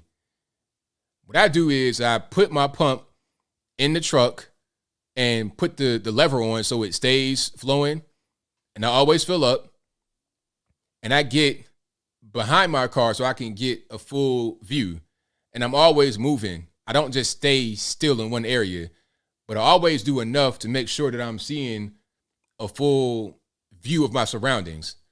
But the main thing is being in a safe place first. But you still are on guard because you're at a gas station and it might happen to you, especially at night. I refuse to stop in Atlanta in the daytime, let alone night. At nighttime, forget about it. I'm calling the police for a tow to go to Cartersville before I go in College Park, East Point, West Side. No. I'm cool. Not even in Buckhead for real at this point, because Buckhead's getting crazy, you know. So let me go to Marietta, Kennesaw, Smyrna, something like that, outside the perimeter, not inside. So my point behind that whole thing was, I think the guy was just not practicing proper protocol at the gas station. Not saying it's his fault, obviously, but you have to understand where you are, and you can't be vulnerable like that. He was right at the pump, just holding it and just not really looking around. I never do that. I would never do that. I will always be off the pump and in space, behind my car and walking around, moving around, not staying still. Because also, remember the whole DC sniper thing? Now, he was getting people at the gas station. They'd be standing by their car, stationary, and he plink them. So, I think that gave me some awareness right there, that whole incident, because that was right there in Virginia, but it was like in Northern Virginia, but it'd be a occasional Fredericksburg scare. I'm like, oh, it's a little too close. A little too close. Don't come down here with that. All right. Thank you to Gordon for the super. Thank you to Apple again, who says, please support Patriot Freedom Project to help J6. Thank you to Apple again, who says, God bless J6 MAGA patriots in DC jail solitary. Also a reminder, Ray Epps is a Fed, Pelosi, Schumer, McConnell, and the FBI planned the J6 Fed insurrection. It was a stitch-up, frame-up, inside job, defund the FBI. Also, Triumph is a stupid puppet dog, not even funny. This show host made fun of, not this show, talk show host made fun of Reagan when he was sleepy in a debate versus Monday. Bush Sr. when he vomited and passed out in front of Japan Prime Minister, Trump when he slowly walked down the ramp at West Point. There we go. Thank you to Buff vs. Windshield, who says, Jane's Revenge, full-blown out terrorist group. Every single person needs to go to Gitmo. Apple says, would they make fun of Biden fall? Nope, they sure won't. They will not. Also play video of Obama riding his bike. Update his ABL. Has Van Jones shared his millions? I don't know about that one. Do I believe in karma? You get what you give. I believe in that to a certain extent. I'm not sure what that's called, but I believe in just doing right by people because it's just the right thing to do. I don't believe in doing right so you can get things back that are good. I believe in doing right because it's right. But I do believe that if you put out negativity, you get that back on you. If you are a negative person and you exude that, you're going to attract that to you. Why would you be a negative person and get back positivity? That's not really how that works. Also, Democrat Michigan AG says a drag queen for each school. I saw that. That was crazy. Also, do I donate to charity? Which ones? SPCA? I don't really disclose that. That's for the IRS to figure out.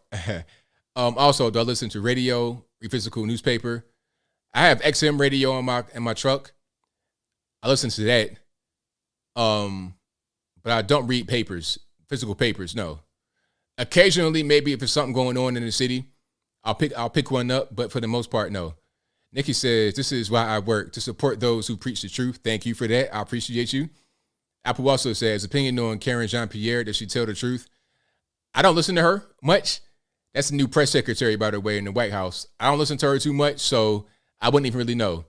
I've heard her kind of fumble the way through a few things and some clips, but I've not sat there and been like, hey, man, let me just listen to Karen Jean-Pierre talk during a press conference. Nah. Thank you to Blob Monster for your donation. Buff vs. Windshield says, Reptilian Pelosi is on TV all the time. There you go. Thank you to Eric, who says, love your channel. Buff vs. Windshield says, write this down in your diary. I have no diary, but let's just go ahead and read it. I used to race bicycles. He put one foot down and then his right foot gets caught in the pedal's toe clip. It happened to me at 24. Happens to everyone. Okay, we'll just go with that. We'll just ignore the pattern of him falling. You know what I'm saying? So when he fell on the steps twice, what was the excuse then? Nah, ain't nobody, come on.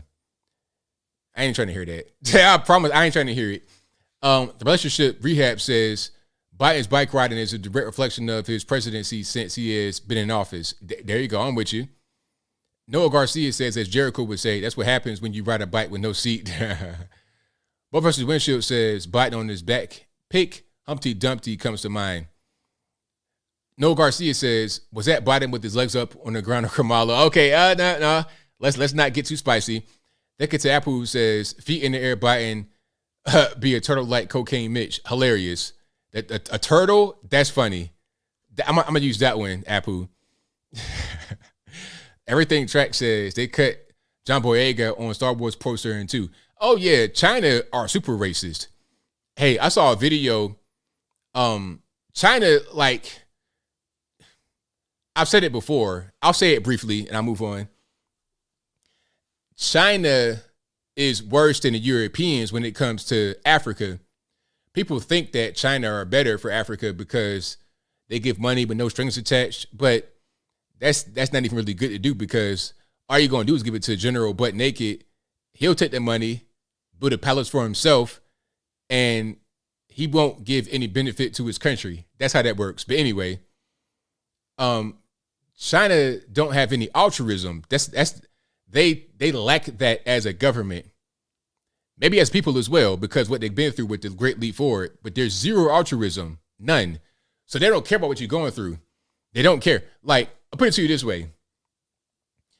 You're not going to see some European guy in some village making videos of little kids, like, not inappropriate, but what I'm talking about is there was this guy in China making TikToks, and he would pay these kids like $50 a day or something like that to say random things. And one of the things Adam said was, I'm a black monkey and I have low IQ, but they were saying it in Mandarin. They can't speak Mandarin, obviously, So they're just chanting whatever they're being told to chant. He could say, "Ni ha ha." They'll just say it to get paid. You see what I'm saying? These are all little black kids in the village. And he would sell the videos to people in China on WeChat and stuff like that.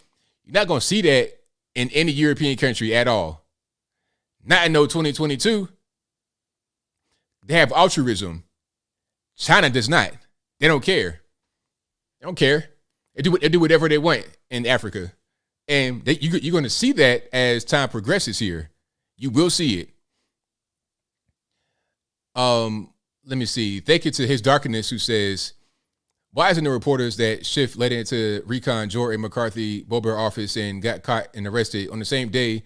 A source said a copy of the body cam John Paul Pelosi's DUI stop. Oh, is there a body cam footage of that? I love to see it. Thank you to Mombear, who says, I don't own a Babylonian dictionary, so these people are, quote, literally talking babble to me. They might as well be fish or static. I legit can't hear them. There you go. Thank you to Bright Just, who says, #Buzz Woke Year. Keep doing your thing, American men.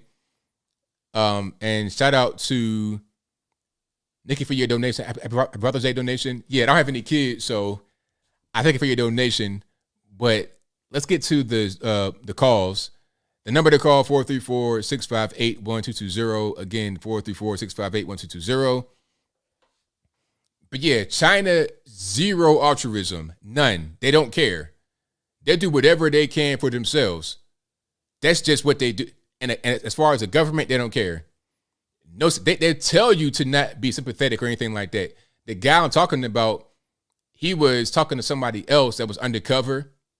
And he was like, hey, how can I go out there and make videos like you? He was like, whatever they're going through, however bad things are, do not have any sympathy for these people. Have none. That was what he said to the guy that was trying to go to the village and make videos with these little kids, these little African kids in the village that have nothing, have dirt poor, parents dirt poor. I'm talking about, they have nothing. Do not feel any sympathy. That's what he said. They don't care. But people still think that they're a good option to deal with when it comes to business or something like that. It's like, all right, you'll see soon enough what's going on with that. But let's get to some calls here. And give me a moment while I get my sound and stuff together, because I know my computer's doing some different things here lately. All right, Skype, we're going to start or no? I guess not. Let's try that one more time. See? The white man acting up. The white man's trying to block my blessings. That's all he's trying to do. Or now it's probably China doing it now because I talk bad about China. So they're trying to block me on it. So let me let Skype load and we'll keep the party going. Oh, so when I say China, I'm talking about the Chinese government and how they operate in the world. That's really what I'm referring to. When they go different places, that's how they operate. They don't have altruism. That's not part of their thing. You see, European nations, Western nations, we embrace immigration and multiculturalism. They don't. I'm not saying that's a bad thing, but they don't. You go over there as a non-Chinese, a non-Han Chinese person, you have no rights. You have nothing. You might as well just be like an animal. All right.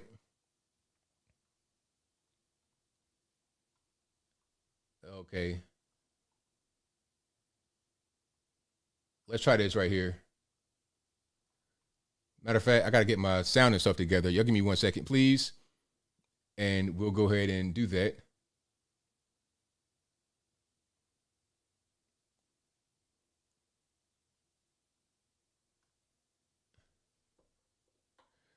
And hold on. Windows. You guys are the bane of my existence. Okay, we should be good now. Let's try. If you guys are texting me, I cannot text back to you on Skype. I'm sorry, but I can't. You got to just call. 918, you're on the line. Who am I speaking to? Hey, what's up, ABL? It's JB Scott from Oklahoma. How you doing, buddy? Oh, it's all good, man. What's happening? Hey, I'm glad to get through tonight, man. Another week of just Crazy news. Crazy news. I wanted to talk about Joe Biden's, bicycle wreck, because I think that is like the most hilarious thing I've seen in years.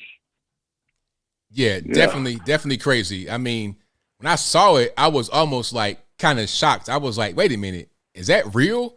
I had to like research it for a minute before I posted it, because I ain't wanting to post some kind of deep fake. But nah, it was, and the craziest thing was the pictures afterward. Legs, feet in the air, feet, soles of his foot pointing upward. It was crazy.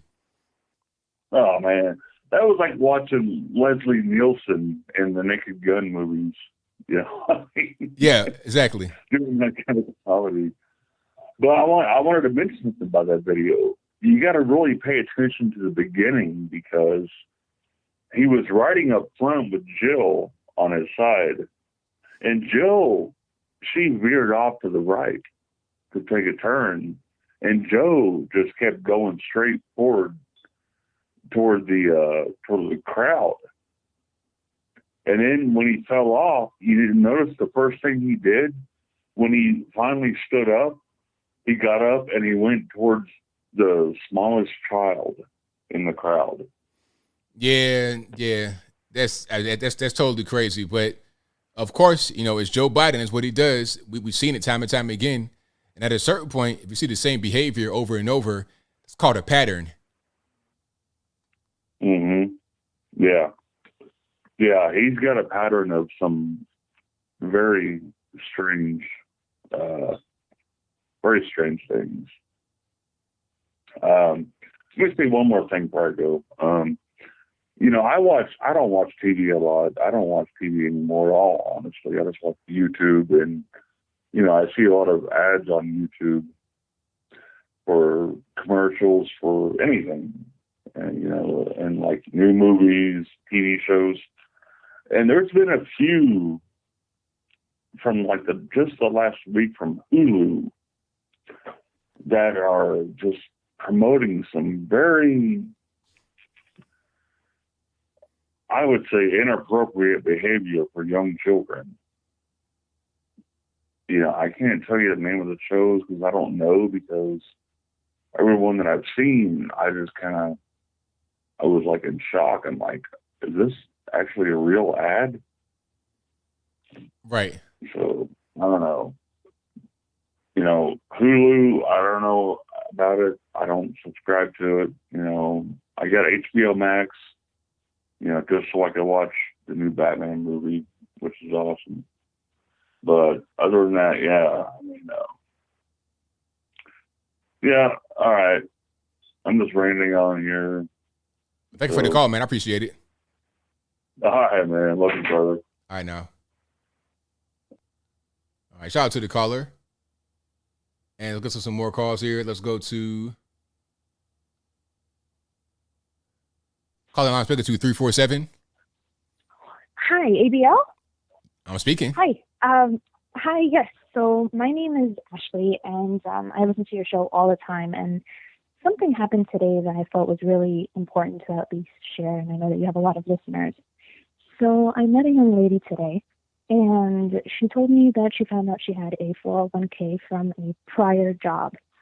So she took the money out prematurely, and of course we know that there's fees and whatnot, but she had $500 in the account, and she ended up with $300, and she asked what happened to the $200.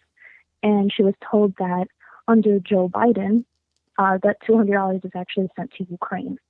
And because she didn't sign a waiver earlier, that money was just sent.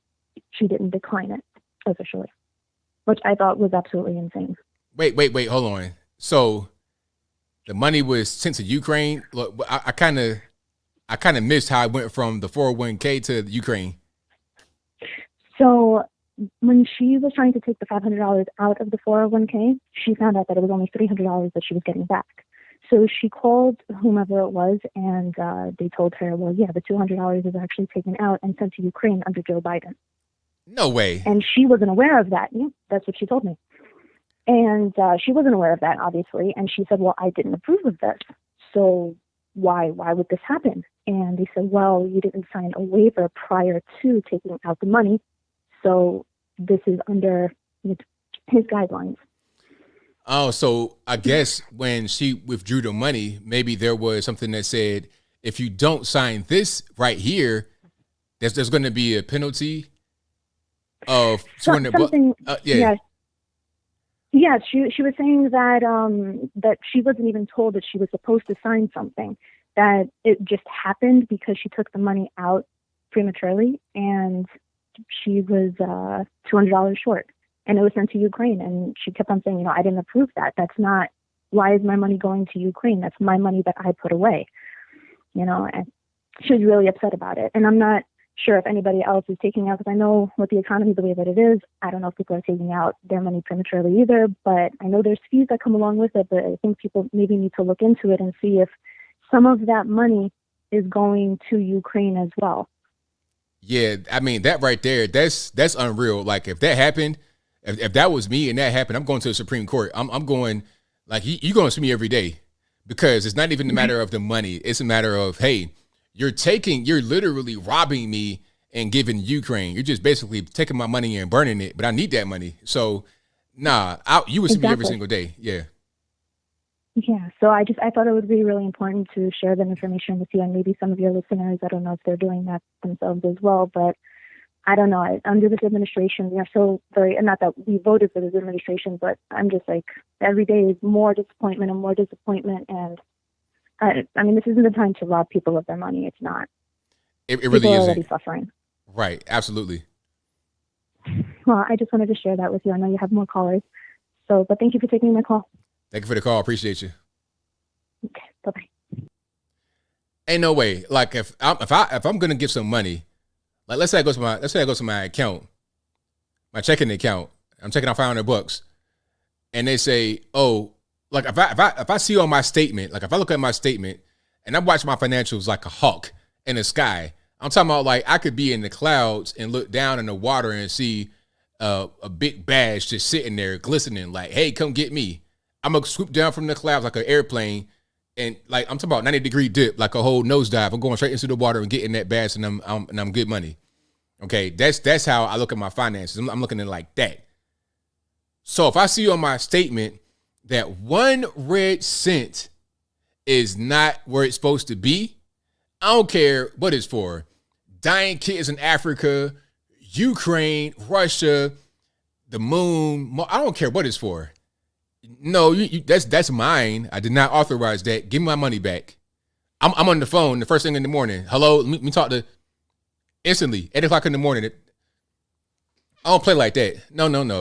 My money? No. You can ask for the money. I can say no or yes, whatever I want. But you're not going to take it from me. Nah. I wish 503 on the line. Who am I speaking to? This is Nikki. All righty, what's going on? Hey, ABL. So I saw in the chat that you didn't necessarily agree with me as far as my take on mocking Biden, and he fell off his bike, and I really felt sorry for him as an old man. And so I just wanted to ask you, why do you feel it's okay to mock him, even though, okay, he's our president. I get it. I didn't vote for him. I would never vote for him. So why is it okay to mock him as an old man? Well, first of all, I got a little bit of noise in the background. So am I all in the background? I'm going to go over here. Is that better? Okay, yeah. So basically, I mean, you answered the question. He's the president. So if you sign up to be the president, it doesn't really matter if you're old, young, what your race is. I don't really care nothing about anything like that, because you are in the office.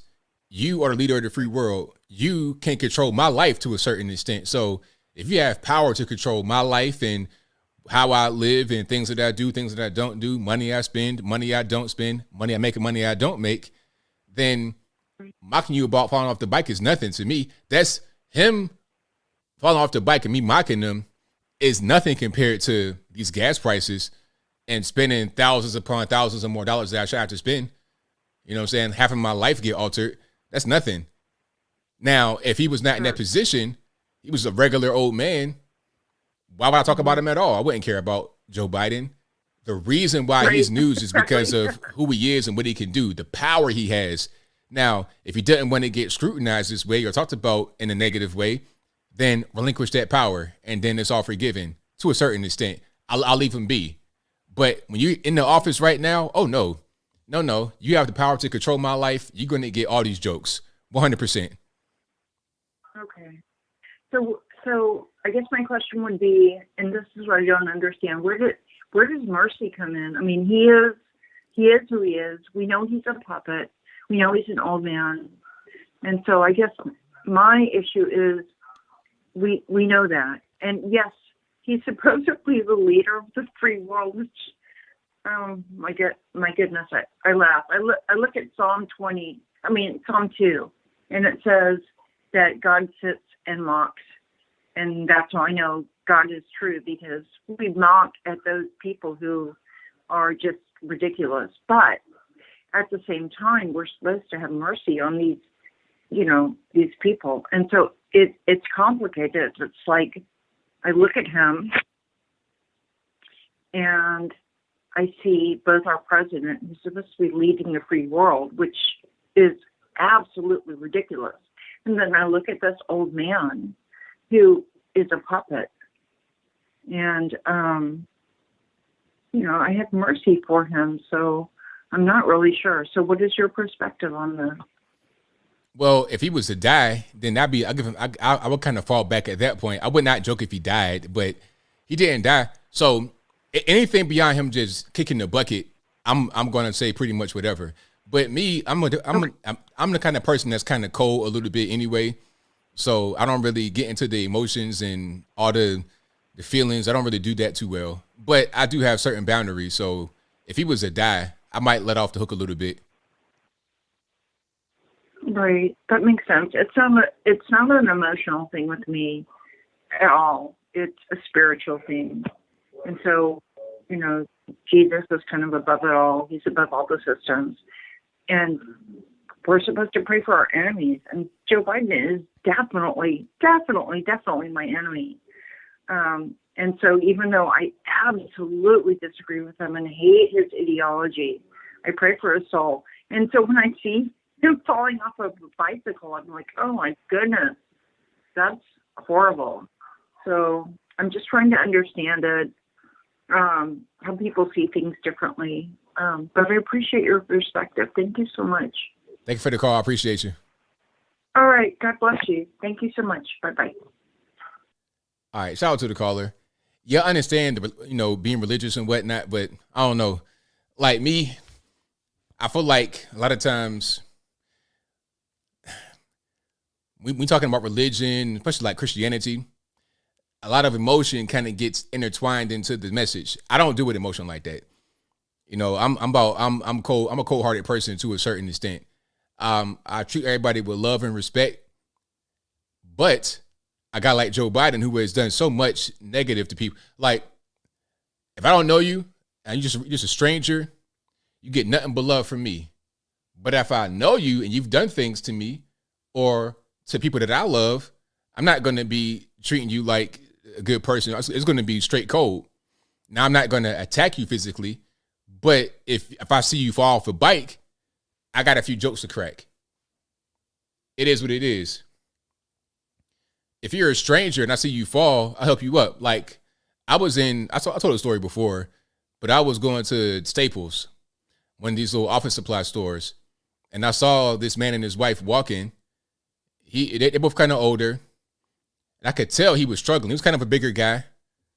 He was struggling, and I saw him start to waddle and fall. And as he's waddling, I'm kind of like slowing down my pace to kind of like watch him, because I don't know what's happening here. I couldn't really tell what he's about to do.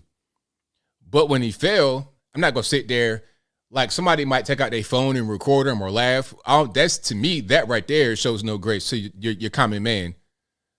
I went over there, gave him helped him up, told him a little joke so he feel good about it. I was like, hey, you got to watch this, man. He might. I made them feel good, helped him up. Have a nice day, sir. That's what I do. Now, if I see Joe Biden fall, I might pick him up maybe if I can't get close to him. But at the same time, ain't gonna be no positivity, no, hey man, hang in there. Ain't none of that going on. Because how about this? If I say something nice to you, can I get my gas money back? Can I get a ride home in Air Force One? How about that? So I don't gotta pay these crazy high airline prices that you caused. You understand? But I digress. Call your line speaker to 201. ABL, peace, bro. How are you? It's all good, man. What's happening? This is Foster the Prankster from Jersey, your youth mentor friend up here. All righty, man. What's going on? I thought we'd talk a little bit about fascism tonight. And I think this kind of fits into your point about the earlier you were talking about how the differences between how the media covers Biden and Trump and things like this. So I think it's funny because people, we've been hearing people scream if everything's fascist for the past, however many years when Trump was in office, right? And I think it's funny that people get stuck on the far right nationalist, this very strict definition of far right nationalism when it comes to fascism. They associate it with just like racism and the right wing and et cetera, rather than Mussolini's simple concept of merging public institutions and private corporations to control the behavior of the population, right? And so we know that like a lot of these big tech companies, right, have sprung out of the intelligence apparatus, things like DARPA and the DOD, right? Talking companies like Facebook, Amazon, which has a lot of intelligence contracts and things like this. Companies that are really dictating a lot of the social discourse and, the censorship that's going on online. Google, right, that owns YouTube. And, I know how careful you got to be of what you say on YouTube, right, to not get banned. So I don't like clowns, so I don't go to the circus, right? But that's pretty much how I feel about politics. I don't do the left-right paradigm, all that kind of stuff. I kind of stay in the middle, but I watch the show from the outside and just observe, right? So it's kind of like Bob Dylan said, you don't need a weatherman to know which way the wind blows.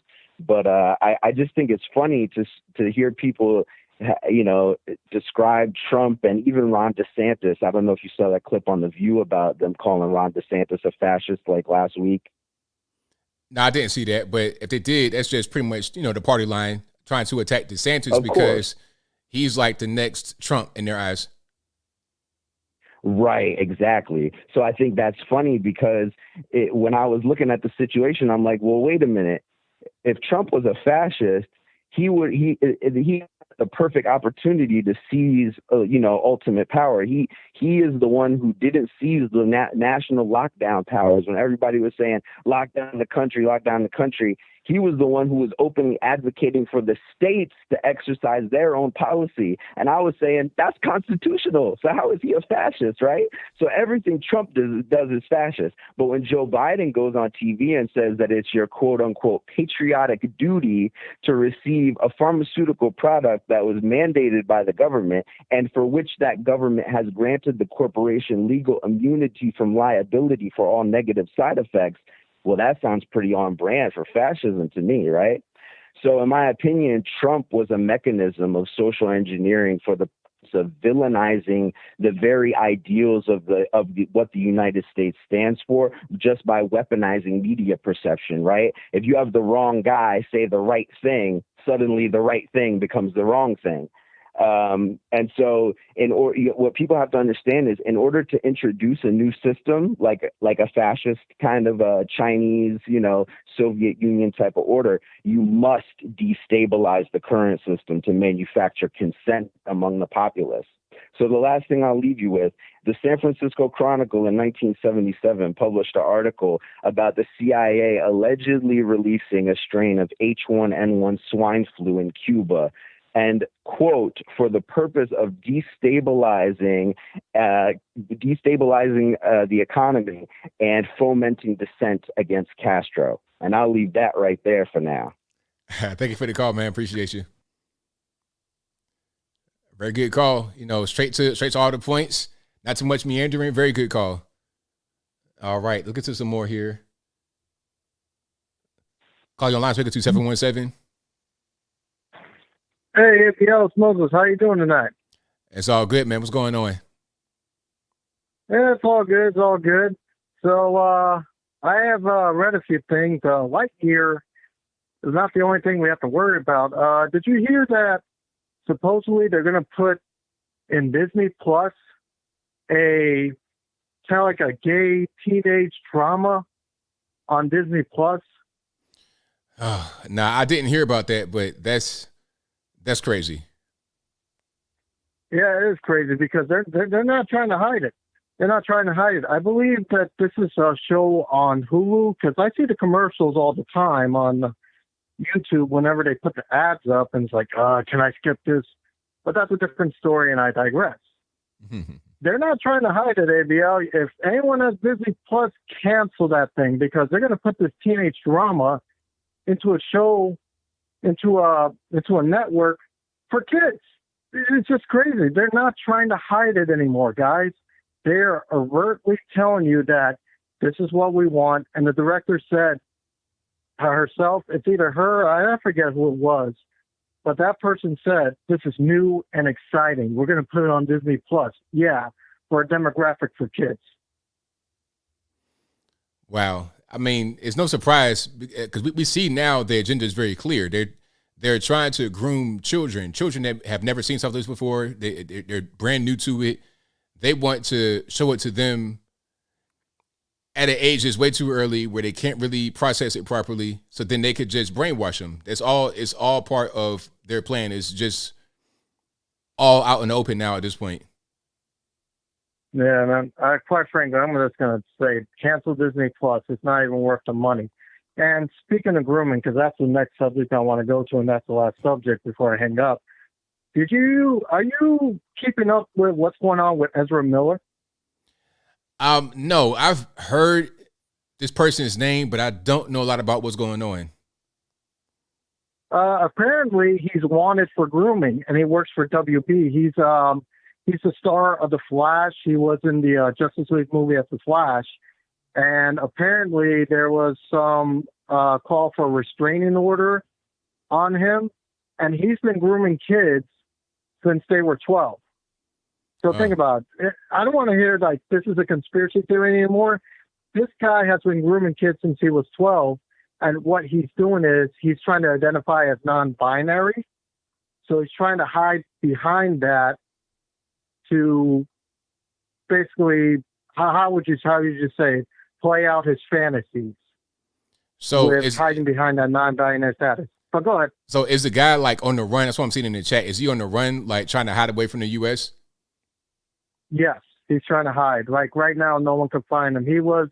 I think he put some stuff that's cryptic on his Instagram. And then I believe he either shut it off or stopped posting for a while.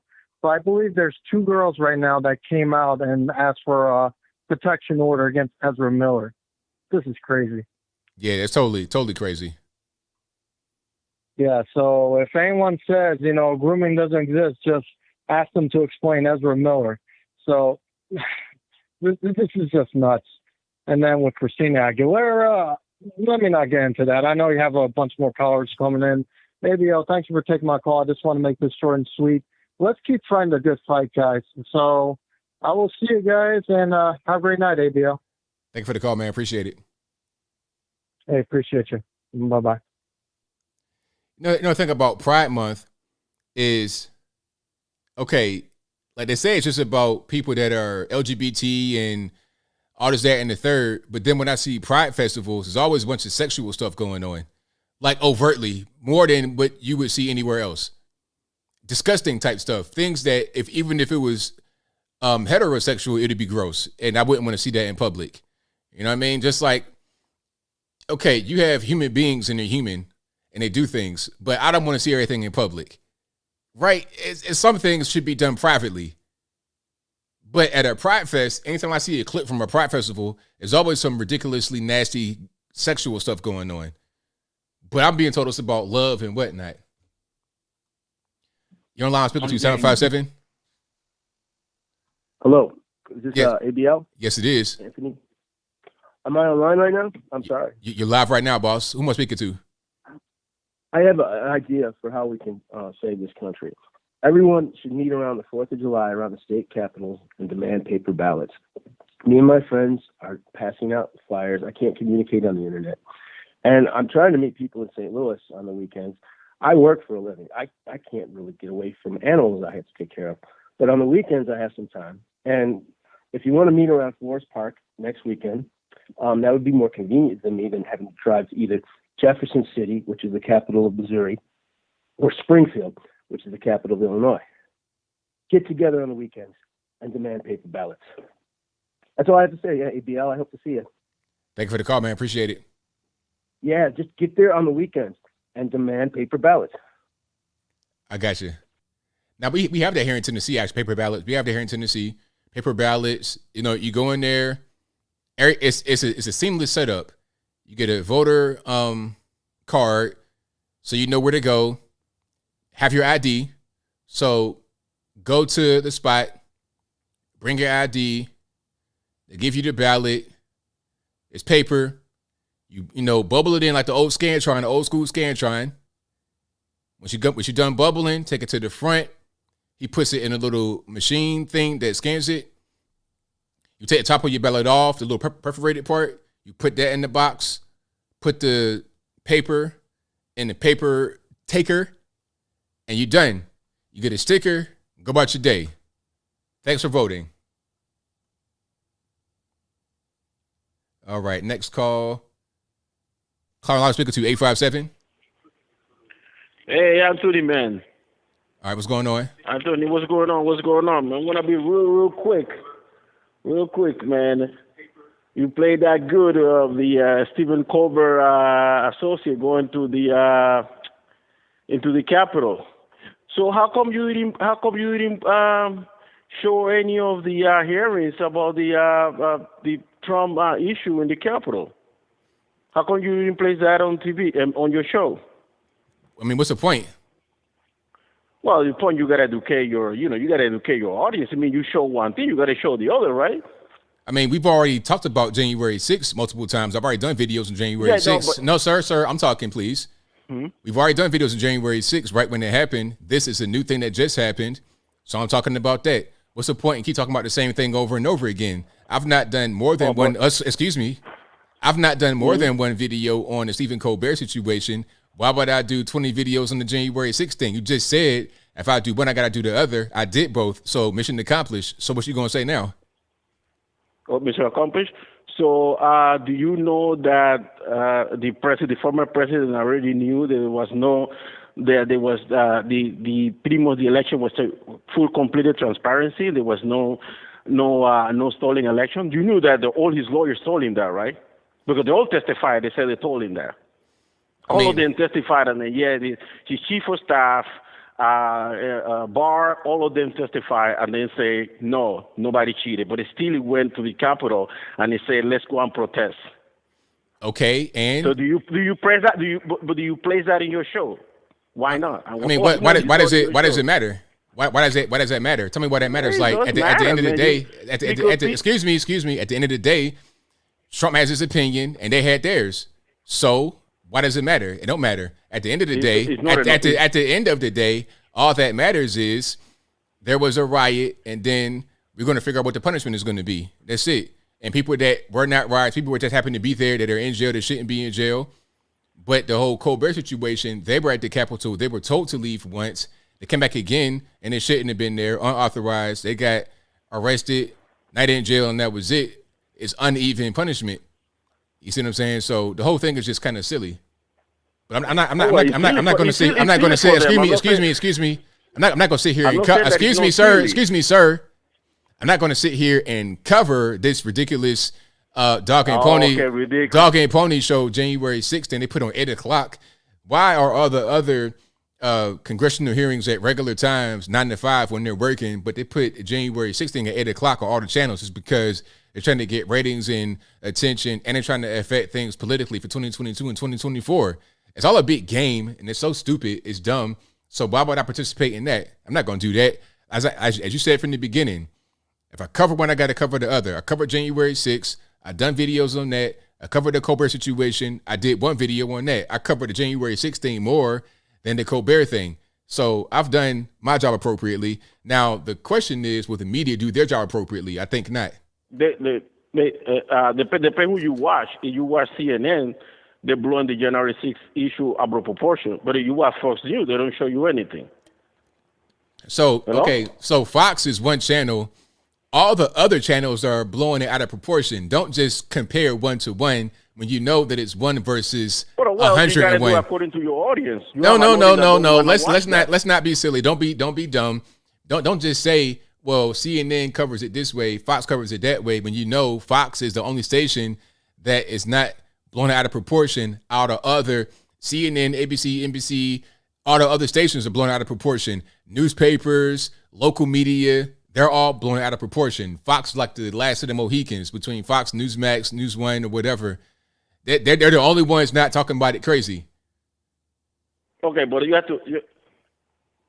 I'm on the air. Go ahead, continue. So, but you got to understand, this is the second time that happens to the Capitol. This is you pretty much you're attacking one of the borders of democracy. So this is important. Now, they capitalizing too much on it? Yes, they do, because their audience want to watch that. Just the same like your audience don't want to watch. Your audience don't want to know anything about that. Even they don't want to know the truth about that, because that's not what they want. We're not gonna learn anything new by these hearings. Nothing's gonna be said that's already that we don't know. All this stuff is just useless information that nobody really cares about. The reason why people are watching it is because the mainstream media are pushing it. They're promoting it like it's a party or some kind of, like it's Prince coming back from the dead to perform at a concert. That's the only reason why it has any kind of attention at all, is because of the attention on it that's being pushed by money and all of that and political pressure. That's the only reason. That's what you do. But see, you know what? It's funny when I talk, you try to talk, because if I ever talk and you try to talk at the same time, nobody can hear you. So that's funny how you try to do that. But go ahead. Okay, so pretty much the two sides, so right? The one that they want to hear, that issue, the ones that don't want to hear. You don't want to place that because it's not good for your narrative. The reason why I have no interest in the January 6th thing is because there's no new information. Give me something new. There's nothing being said that's actually new. Okay? Now, the whole thing with Colbert and his staff, that was something new that happened. Now, if you find some kind of smoking gun, some kind of new thing that we didn't know before, then okay, let's play that. But until then, I have no interest in just rehashing the same old ridiculous nonsense over and over and over and over and over again. See, you can't. If you're talking while I'm talking, you can't listen. So since you're not listening, I'll bid you good night, sir. Have a good day. But yeah, that whole January 6th thing, anybody trying to hear that? That's so played out at this particular point in time. I'm pretty much sick of it. Let's go to 304. You're on the line. Who am I speaking to? Hey, it's Jeff from West Virginia. How you doing, ABL? Oh, well, man. How about yourself?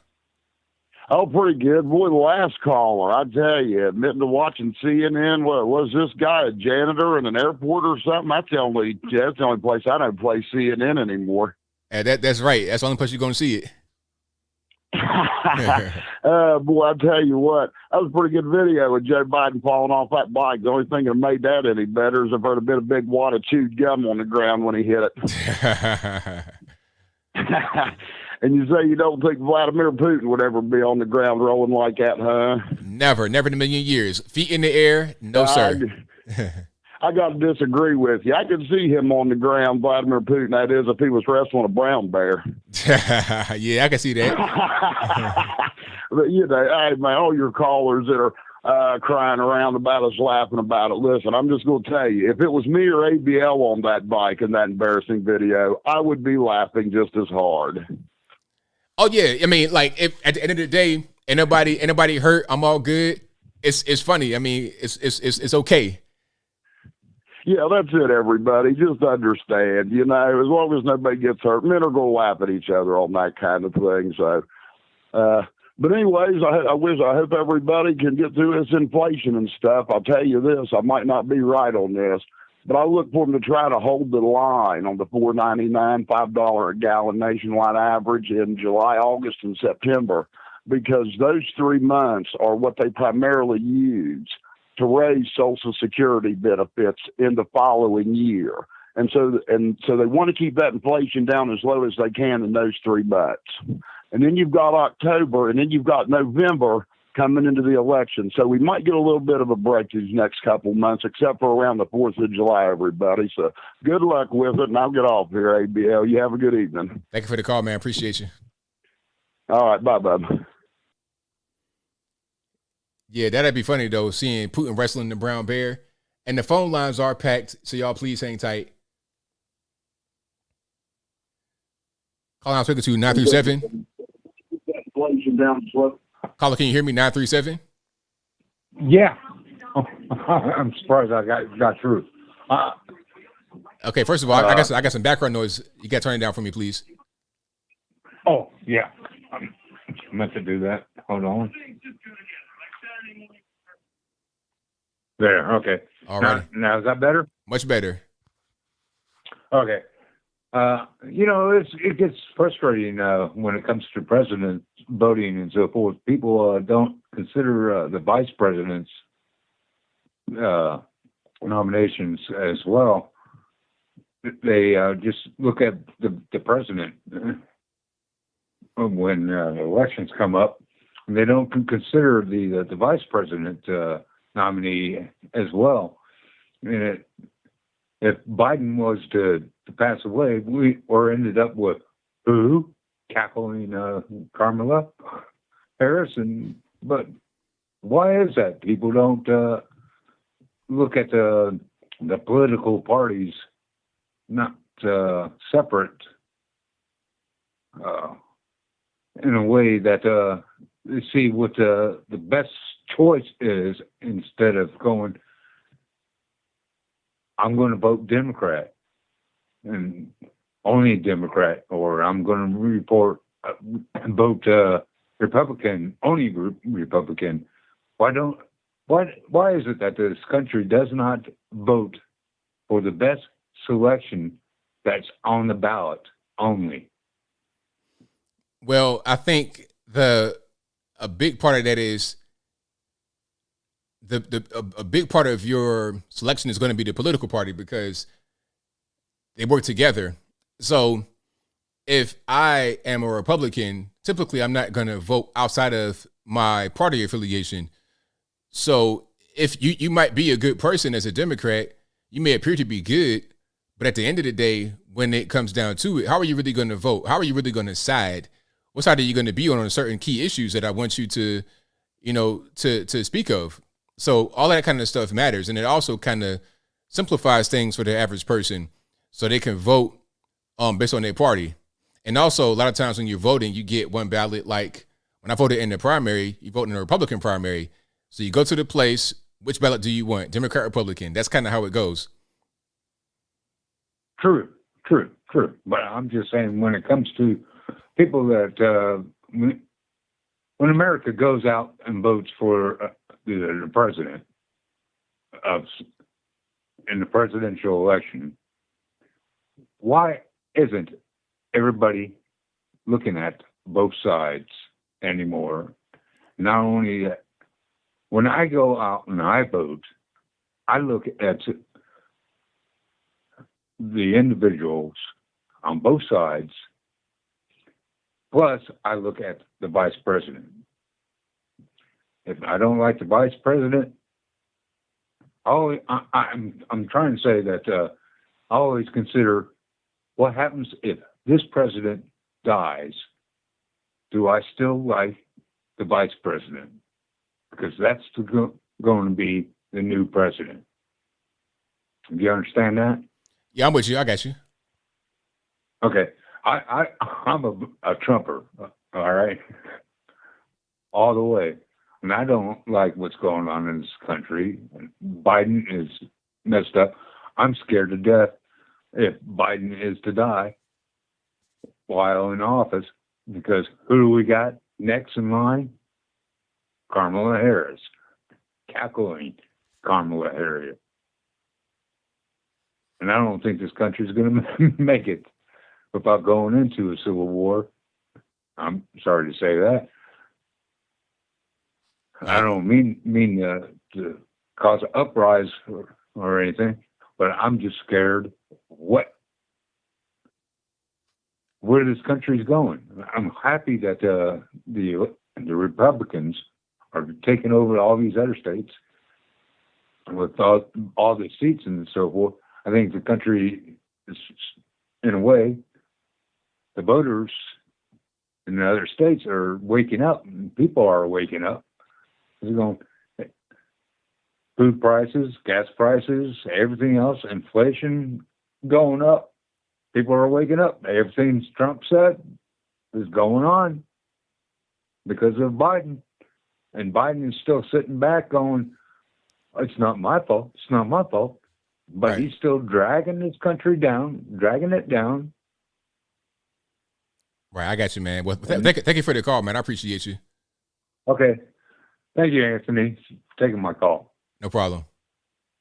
All right, shout out to the caller. And thank you guys for being here yet again. Definitely appreciate you. If you enjoy what you're hearing so far, please give the video a thumbs up. Like the video, share the video, do all that good stuff. That'll help me out tremendously. Let's go to the next one. And 570, you're the line I'm speaking to. Hello. Sorry, it just startled me. My name's Aaron. All righty. What's going on? So, I just had 2 questions. So, you know how we were talking about Disney earlier and all of the stuff they're putting into kids and all that? Yes. Why do you think they do that, and why don't you think they take a stand and maybe tell people they're not going to put that stuff to kids? What do you mean? Like as far as just general people, the regular public? Yeah, just take a stand and just take it out of their stuff, because they kind of I guess they put it in because they could get in trouble, I guess, if they didn't. Well, I mean, okay, now Disney is a corporation. They have certain goals they want to meet. So they're putting certain things in the programming because of directions from the top.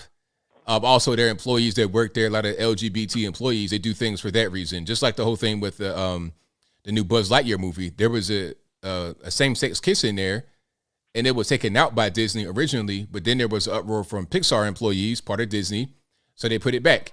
So you have political pressure, you have internal pressure, and also pressure from the top as far as management, executives, and everything else. Now, people that are just regular normies, the citizens that don't work at Disney, Pixar, etc., it may be an uproar there. There may be some kind of protest, but ultimately, it probably won't be enough to make Disney change necessarily. It needs to be enough to where they lose a lot of money. Just like the whole thing with the new Buzz Lightyear movie. It's been banned in 14 countries now. If China has a problem with it, then they're going to change it because it's one of their biggest markets, if not bigger than the United States. It's right neck and neck with it. Mm-hmm. So that's pretty much what it is. Yeah. Yeah, thank you. And I had another question. What was it? Sorry. Actually, I think that's it. Thank you. Thank you for the call. Appreciate it. Yep. Bye. All right. Shout out to all the callers. You guys are fantastic. Let's go to 469 on the line. Who am I speaking to? Hey, this is Kristen.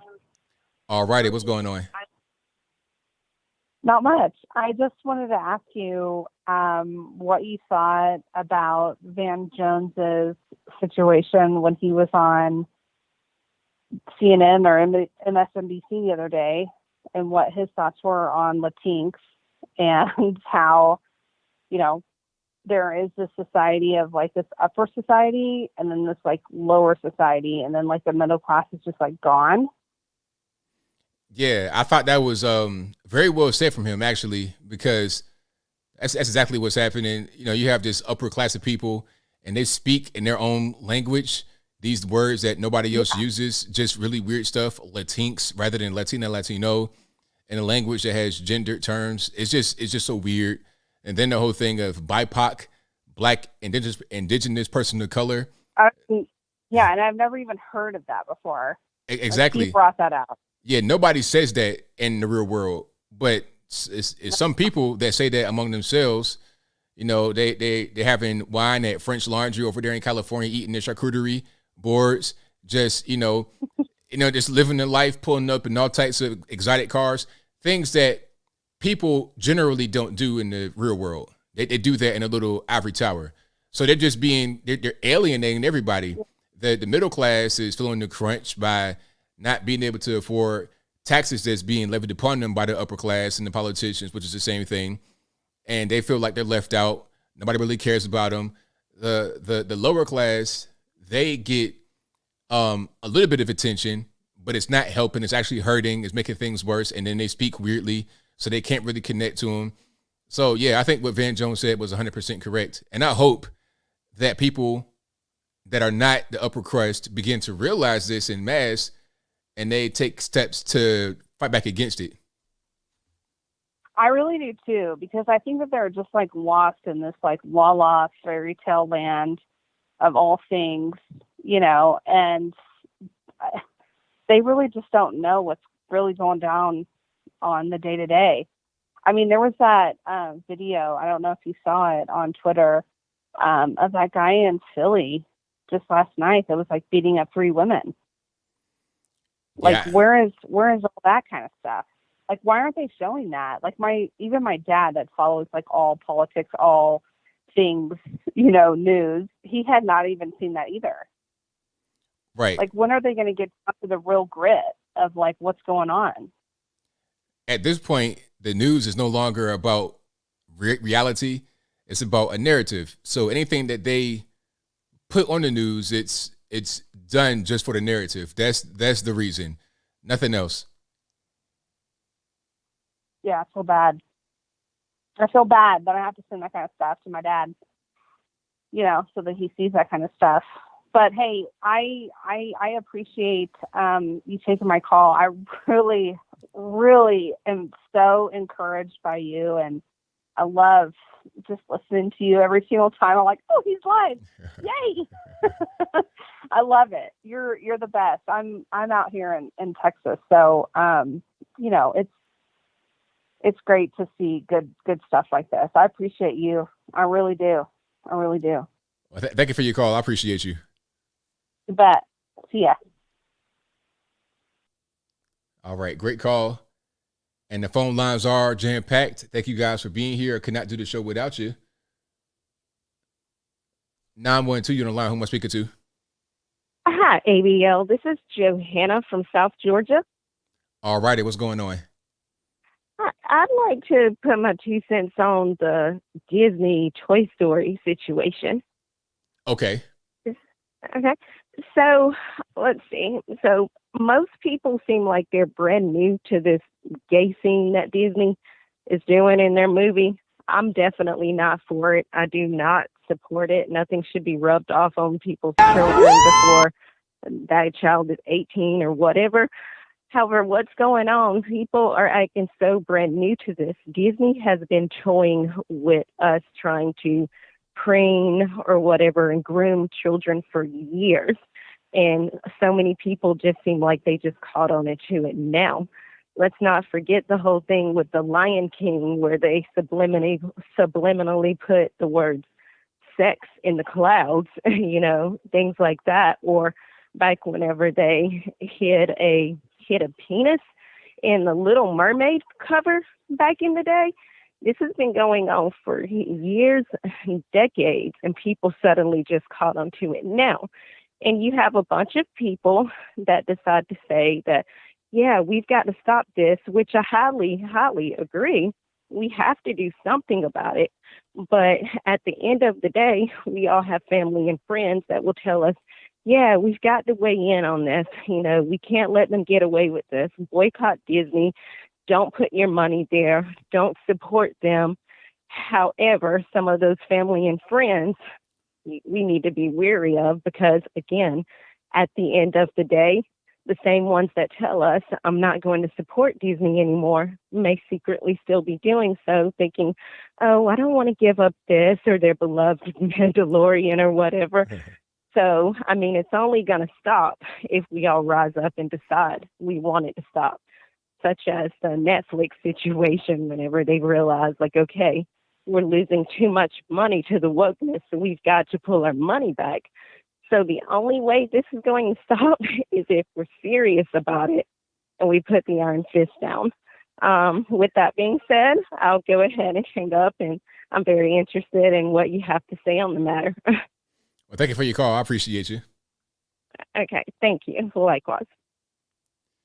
So, yeah, I mean, I think what she's saying is right on point, that Disney has been toying with us for quite a while, like a lot of subliminal type of stuff.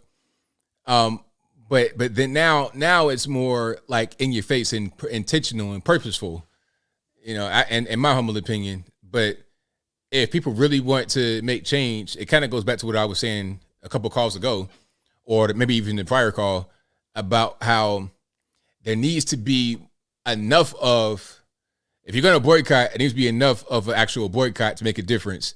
If it's just like a little dent or a pebble, they don't really care. They keep on trucking. But if you can't show the movie anywhere or the TV shows anywhere, if there's big revenue losses and it's like insurmountable, then they got to make changes. It's like what's going on right now with CNN. CNN sucks so bad, and the people have turned away from it. They have to rebrand themselves as more of a moderate network, which is why you're seeing Don Lemon and whatnot talking about some things that they normally wouldn't say. They normally would never criticize Joe Biden, but then they have to because they got to get more back toward the center. They've gone so far left and alienated a big part of their base, and they become kind of a laughing stock, and their reputation taking a hit as a result. So now they got to kind of go back to center because of the revenue loss. That's the main thing. They started their whole CNN Plus thing. They spent like $200 million on it, and it flopped. That was a big L. So now they got to go back the other direction because of the financial implications. If Disney does not face that kind of pressure, then it's going to be hard. And it's hard to cancel them because Disney owns so much. They own ABC. They own ESPN. It's big. It's real big. So that's going to be difficult to do, but I see where she's coming from. Let's get some more calls here. Let's go to, 203 on the line. Who am I speaking to? ABL, my brother, what's up? It's all good, man. I got a little bit of background noise in the background. Turn it down for me, please. All right, hold on. I had to lower down the TV. Yes, indeed. So, yo, man, what's up with Ivan? I don't know. Yeah, he's twisted, bro. He's a shill. You got to stop with that nonsense. Right now, I hear you, man.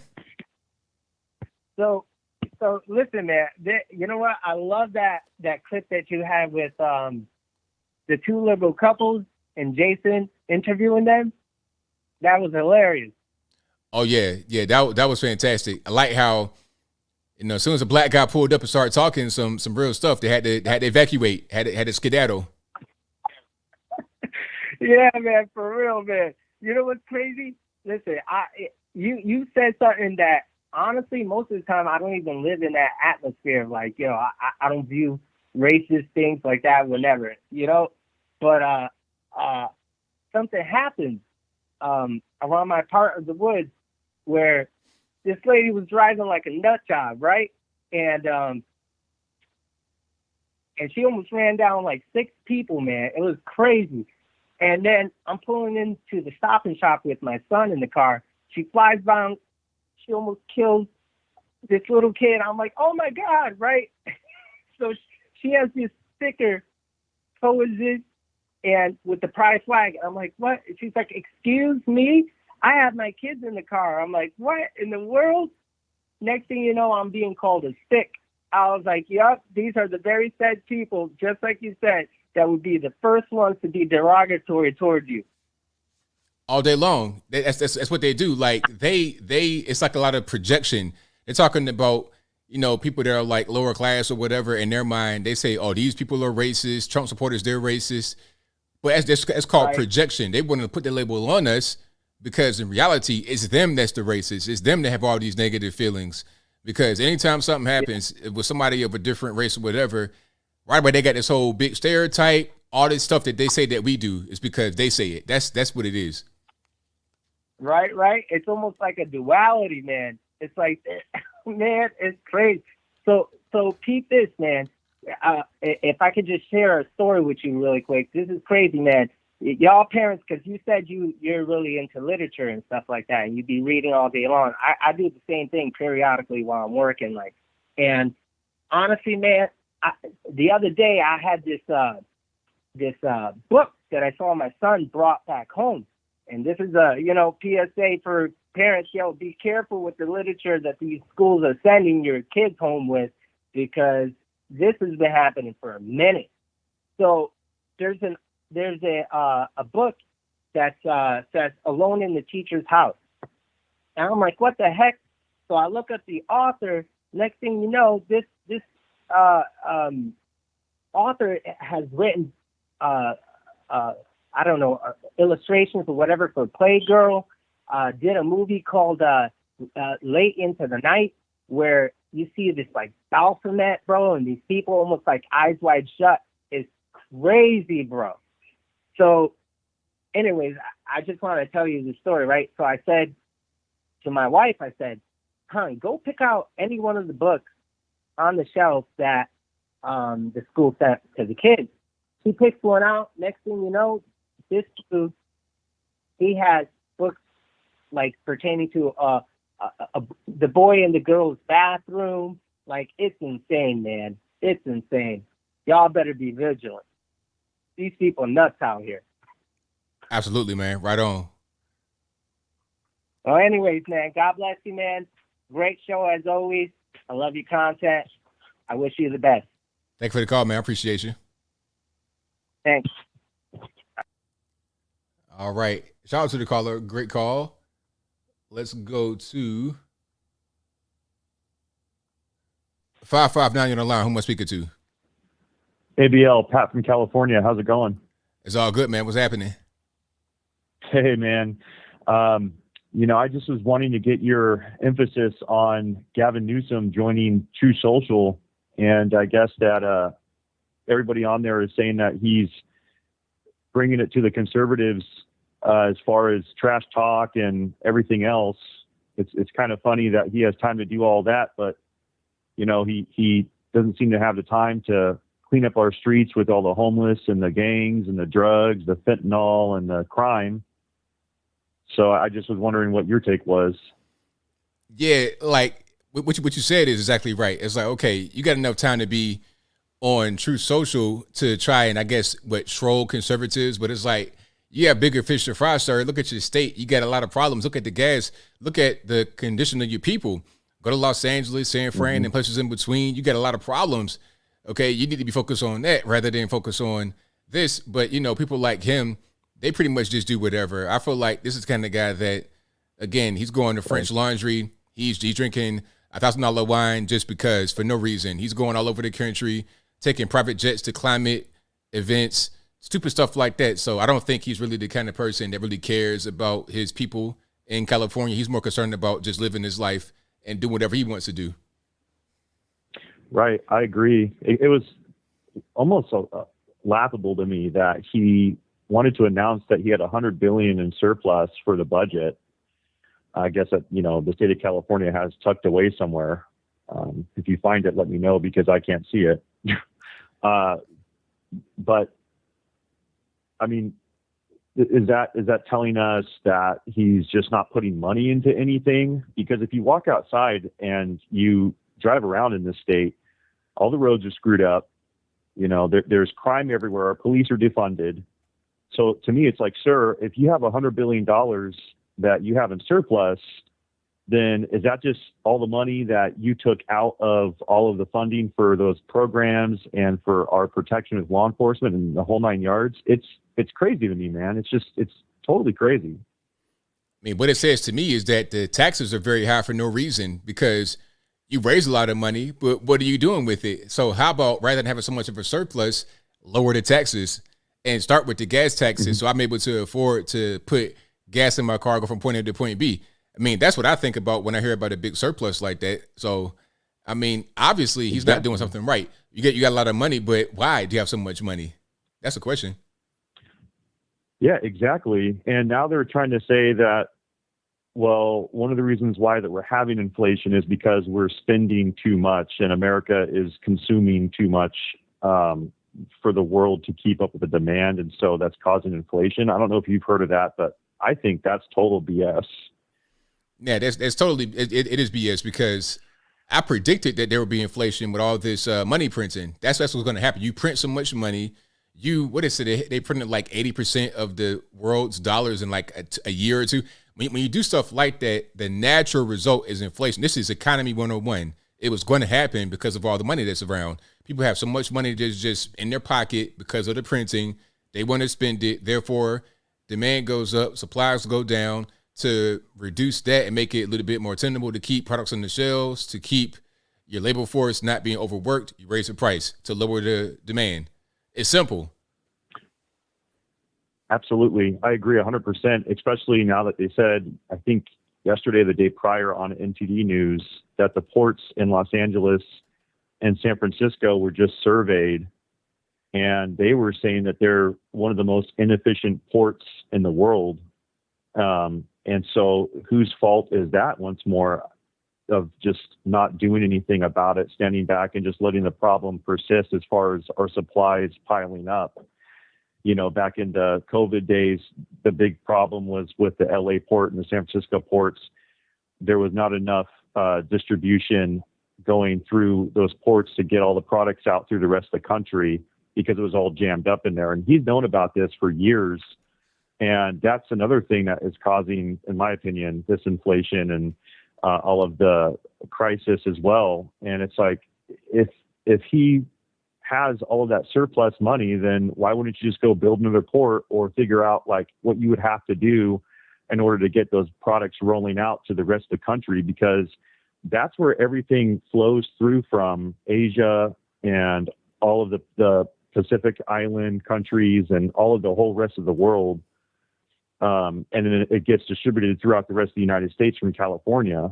So, you know, if he does win again in this next gubernatorial race, which I think he will, I pray, man, that the conservatives just keep on hitting them with those recalls, because even though we lost out on the last one, I mean, it's still not okay to just sit back and not do nothing, in my opinion, and let him keep continuing to basically hurt the entire country and make everybody else suffer just because he's got an axe to grind, if that makes sense.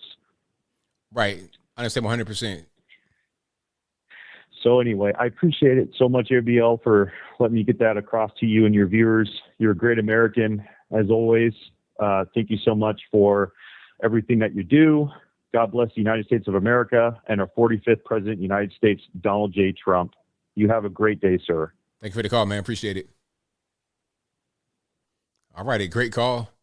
Fantastic call. Yeah, the whole thing with inflation was predictable. You print so many dollars, you're going to have inflation. That's a natural result. And I saw it happen in real time because the scamdemic payments, I mean, people were getting so much money. I'm talking about people that never had more than $1,000 in their hand at one time ever. They were getting $10,000, $15,000. I knew there was going to be a whole lot of spending going on, and exactly what happened. People got money for free for doing nothing more than they ever had in their life at once. So what did they do? Rather than thinking, okay, I might lose my job, I might not be able to work for a while, et cetera, or I'm just getting it. I'm not thinking about saving it. I'm not thinking about the future if I don't have a job or whatever. I'm thinking about going to Walmart and getting a flat screen TV right now. I'm going on vacation. I'm doing this. I'm doing that. I'm doing the third. So then what did you see as a result? Airplane fights. The airplane fights or the airport fights were fueled in large part by the stimulus, in my humble opinion, because people that have never flown before now all of a sudden are able to fly. People that probably should not be on the airplane, people that like to fight a lot for fun in their neighborhood are now fighting in Concourse A and Hartsfield-Jackson. You can't have that. Then you have the mask mandate on top of that, adding to the tension. It was a big mess. Anybody could have seen it happen. People spending a bunch of money and they don't want to work. Labor shortage, supply shortage. I mean, this is not something that is necessarily rocket science. I don't see why anybody is surprised. Why blame it on Vladimir Putin and the Russians? You know what you did. You know you printed all this money. What was going to be the result? All right, Victor, what's going on? Hey, thanks for taking my call. No problem. Are you enjoying your Pride Month? Are you enjoying being straight? I'm enjoying being straight. There you go. I like to. I know this is late news, but I do like to commend the players on the Tampa Bay Rays. One thing I really like what they said is about how they mentioned that even sex outside of marriage is bad. They didn't just point out just the gay sex or gay activities. They're looking at all the sexual activities outside of marriage. That's one thing I like about that. Right, now I'm with you. Like it's not just about anything other than their religion. It's about this is my faith. This is what I believe, and I'm not trying to attack anybody specifically or single anybody out. Yeah. One thing this sports reporter on ESPN named Sarah Spain, the one thing that she said was that she said that they need to do their research when the Tampa Bay Rays called homosexuality a lifestyle. That's one thing about the LGBT movement.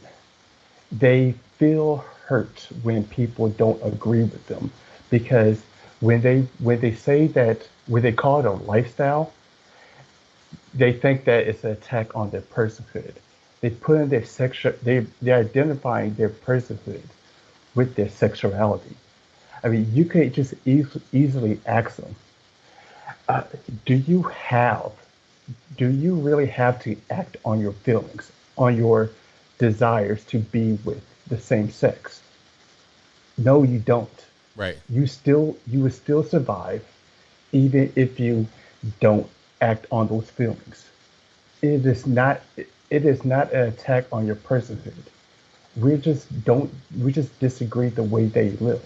Now, if you want to go that route on calling it, this is who you are, and you want to talk about if you're actually born this way, we are supposed to be heterosexuals. If you truly believe that you were born to be gay, then why don't you have a sexual part that complement the same sex? Why can you not reproduce with the same sex?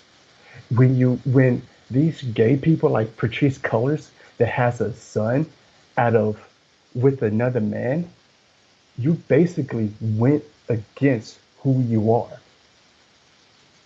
Right, exactly. Yeah. So staying on the topic of sports. Did you hear about the U.S. men's soccer team taking less money now? So are they taking less money? I heard about the story. I thought it was that the women were getting more. So what happened with that? Basically, they're going to get men essentially are going to get less money, because what they're going to do is to take all that money from FIFA and put it in a pool and split it 50-50.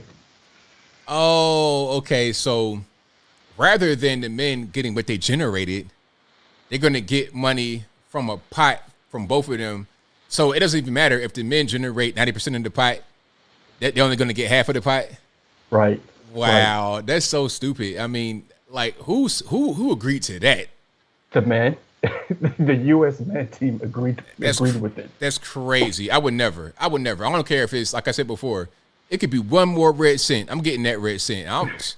Somebody don't make as much as me. That's your, just put out a better product. You know what I mean? Just like, okay, if we're talking about gymnastics or whatnot, people probably want to see the women more than the men in gymnastics. Exactly. Same with tennis or whatever. So it's like, okay, if I'm able to generate more people that come see me, people that are interested in what I have, then I make more money. But And if Serena not, Williams makes more money than a lot of the men because she generates the most. she brings the eyes in the people in the actual stadium in the arena. Of course she will, because that's how it's supposed to be. And I know she's not gonna just share money with the men. Why would she? She shouldn't. Yeah, and the thing, and also with it, I think that when it comes to the other revenue, like commercials and stuff, I think that that team keeps it. I don't think that goes in the pool. Therefore, at the end, it seemed like the women going to get paid more than the men because the U.S. women team do generate more money in commercials and stuff like that than the men. And this shows how America is not misogynist. If you want to keep talking about how women are unequal, this is a prime example that how the U.S. men decided to take less money. This is not the U.S. men's fault that they get in more money. It's all that money is coming from FIFA because FIFA as a whole, the men FIFA as a whole, generates more money than the women. If you actually take the U.S. soccer women out the whole FIFA, then they're probably not going to generate that any money. Right. And this is so messed up. Yeah. So also, do I have time for one more? Quickly, yeah. Yeah. So the Nancy Pelosi, when she heard the news about how the bishop told her that she can't take communion anymore, the one thing that she said is, I wish they have that same belief with the death penalty. I do not like that remark because what that remark, well, first off, why are you comparing a innocent human being in the womb to a criminal? That's one thing. Right. And also, you're basically saying that a country cannot defend itself. I mean, the death penalty is not intrinsically evil. I can agree that in America, we don't have to use the death penalty that much. That's why the death penalty has been decreased dramatically. However, if you have a menace in society where where you use all your resources, the country has a right to defend itself from that menace. But people like Nancy Pelosi do not want the country to defend itself. That's why they talk about defunding the police. Exactly. 100%. Hey, thanks for taking my call. Thanks for the call, man. Appreciate you. Hey, bye. It's crazy about the whole soccer situation. I might do a video about that, actually. I may do a video about how these guys agreed to make less money and how the whole thing goes. Yeah, that's totally nuts, though. Okay. Let's go. 504 on the line. Who am I speaking to? Hey, ABL. It's Alien Spaceship. All right, man. What's going on? Recently, a couple of months ago, I told you about Australia with my half-sister. And I have an update about what's going on over there. Okay. So the curfew I talked about was lifted, but they introduced this thing where people couldn't go to movies and theaters and restaurants. Well, yeah, theaters and restaurants and things like that without a QR code that's similar to the mark of the beast. And that was one thing. And then after that, in this time period, people that are not vaccinated can't get a job. Oh, wow. Really? Still right now, they can't get a job if they're not vaccinated? Right. So that's what's over in Australia. So it decreased a little bit, but they still haven't totally lifted the restrictions on it. Oh, wow. That's crazy. Right. I mean, it's like, I think Australia in a lot of ways is being influenced by China because China's been in Australia for a while anyway, as far as the government and whatnot. It's the influence in a lot of things happen in China. So maybe, I mean, or. Oh yeah, I agree. Yeah. I agree. So I think China is definitely influencing Australia because what they're doing sounds a lot like China, what they do. Right, because of the Chinese, they were descendants of the Bolsheviks from Russia, and they spread it over there, and it looks like they're infiltrating the West. And from what I know now, they seem to have some of the communist countries had a social conservatism. This was from the Stalin era, but that doesn't mean they're good or anything. It just means that they brought some of their traditions, some kind of traditionalism back, and that's why some of those countries don't like the Buzz Lightyear stuff, like the LGBT stuff. Correct. Exactly. Right. And but also the West has it's more similar to the Soviet Union, the West, in its culture. Like in the 20s, it was like that, and then it shifted. But America, it was infiltrated by people from the School of Frankfurt. It's just some school in Germany, and these were cultural Marxists. And then they infiltrated the West culturally, and they're trying to implement the communist state with the help of China and those different places. But it's good that hopefully it doesn't get that bad over here. But with Brandon in office, we never really know what's going to happen. Yeah, that's right. You never can tell because every day could be something different you didn't anticipate. Right, and also I really like your channel, and I like the community and sharing my thoughts. And thank you for taking my call. Thank you for the call, man. Definitely appreciate you. Okay, bye. All right, that will be a wrap for me. Thank y'all for being here. That time went by like a thief in the night. I'm talking about just zooming on by. Thank you guys for being here. You guys are the best audience anywhere on the internet. So, I definitely appreciate you guys. If you couldn't get on tonight, I'm sorry, but you got to blame the white man. It's not my fault. I didn't do it. We'll be back live again on Wednesday. Sorry for missing the previous one, but I'll try my best to not miss no live shows. And thank y'all for being here. I could not do this without y'all. And we got some super chats to read, and then that'll be a wrap. Thank you to the mods for doing what you do, of course. And we had some trolls in the building tonight, and y'all got them out up out of here. So I appreciate y'all for that. And also, this is a podcast if you didn't know, and it'll be available on your favorite audio streaming platform, whether it be Google Play, Spotify, Stitcher, Anchor, Apple iTunes, etc. Link for that will be in the description box, or just go to your favorite audio streaming platform and search ABL Live. I should pop right on up. So let's go to the super chats, and then we're getting on out of here. I put the bow right on top and wrap it up. So let's go to Bud versus Windshield, who says Biden may just cause World War III. He's sending missiles with 200-mile range. They can hit Russia. Putin already has said if U.S. made rockets hit Russia, it's on. Biden is trusting a desperate Zelensky. Thank you to Kathy Carver for your donation. Thank you to Chet for your donation. Thank you to Caius Posthumous, who says ABL Biden falling was definitely a cardiac issue.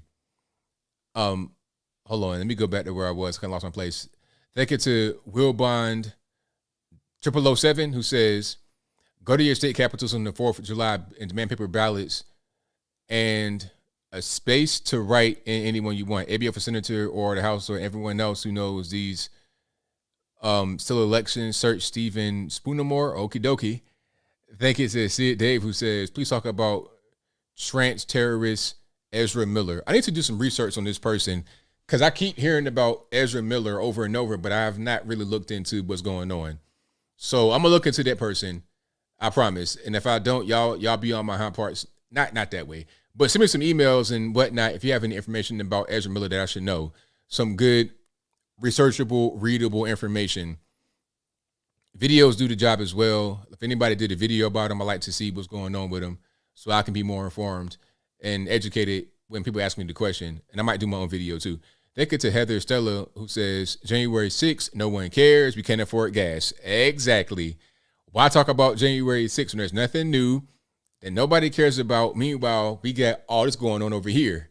It's a lot happening that is more important than rehashing the same old story we didn't heard a trillion times.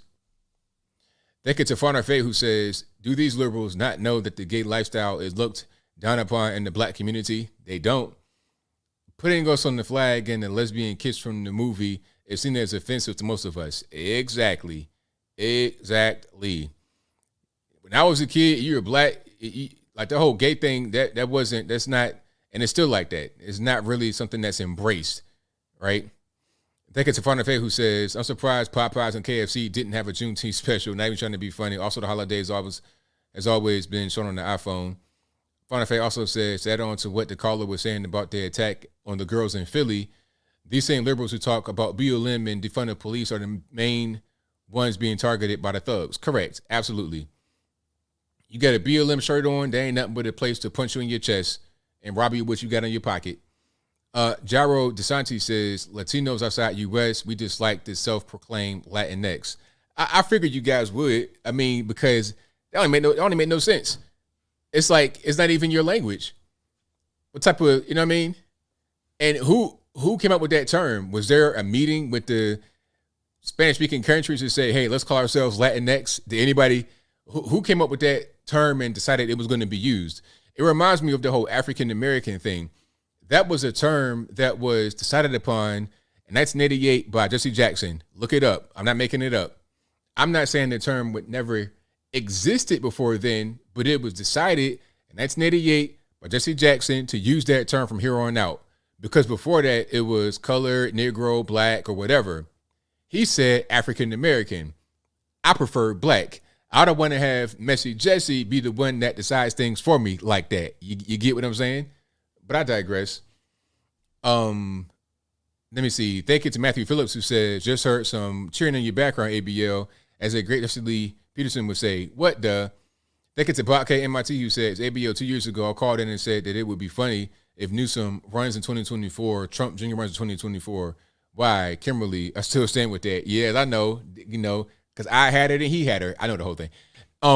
Thank you to Art Class at Home, who says, I wish someone like Elon would build a version of Amazon where sellers are contracted to only sell American-made products. That'd be good, though. An American-only spot, that'd be good, but good luck, because making things in America totally is almost impossible. If you're doing certain things, clothing, like small, cheap items, it's hard. But you guys have been a great audience as always. I appreciate you. I'll be back live again on Wednesday, and I'm here pretty much every day putting out pre-recorded content. Follow me on Instagram, instagram.com/Anthony B. Logan. I'm on the road to 100,000 over there. I'm at like 84.5. Let's get to 100,000 before the end of the year. Matter of fact, if I can get to 100,000 before the end of the summertime, that'd be fantastic. That'd be a great goal. By the time my birthday comes around at the end of September, let's be at 100,000 on Instagram. And also follow me on Facebook. I'm still over there. I'm like in Facebook purgatory, I suppose. I get some views, but it's so weird over there. And also on Twitter, follow me there. All my links will be on my website, anthonyblogan.com/contact. But that'll be a wrap. So until next time, y'all be safe. I'm out. And peace.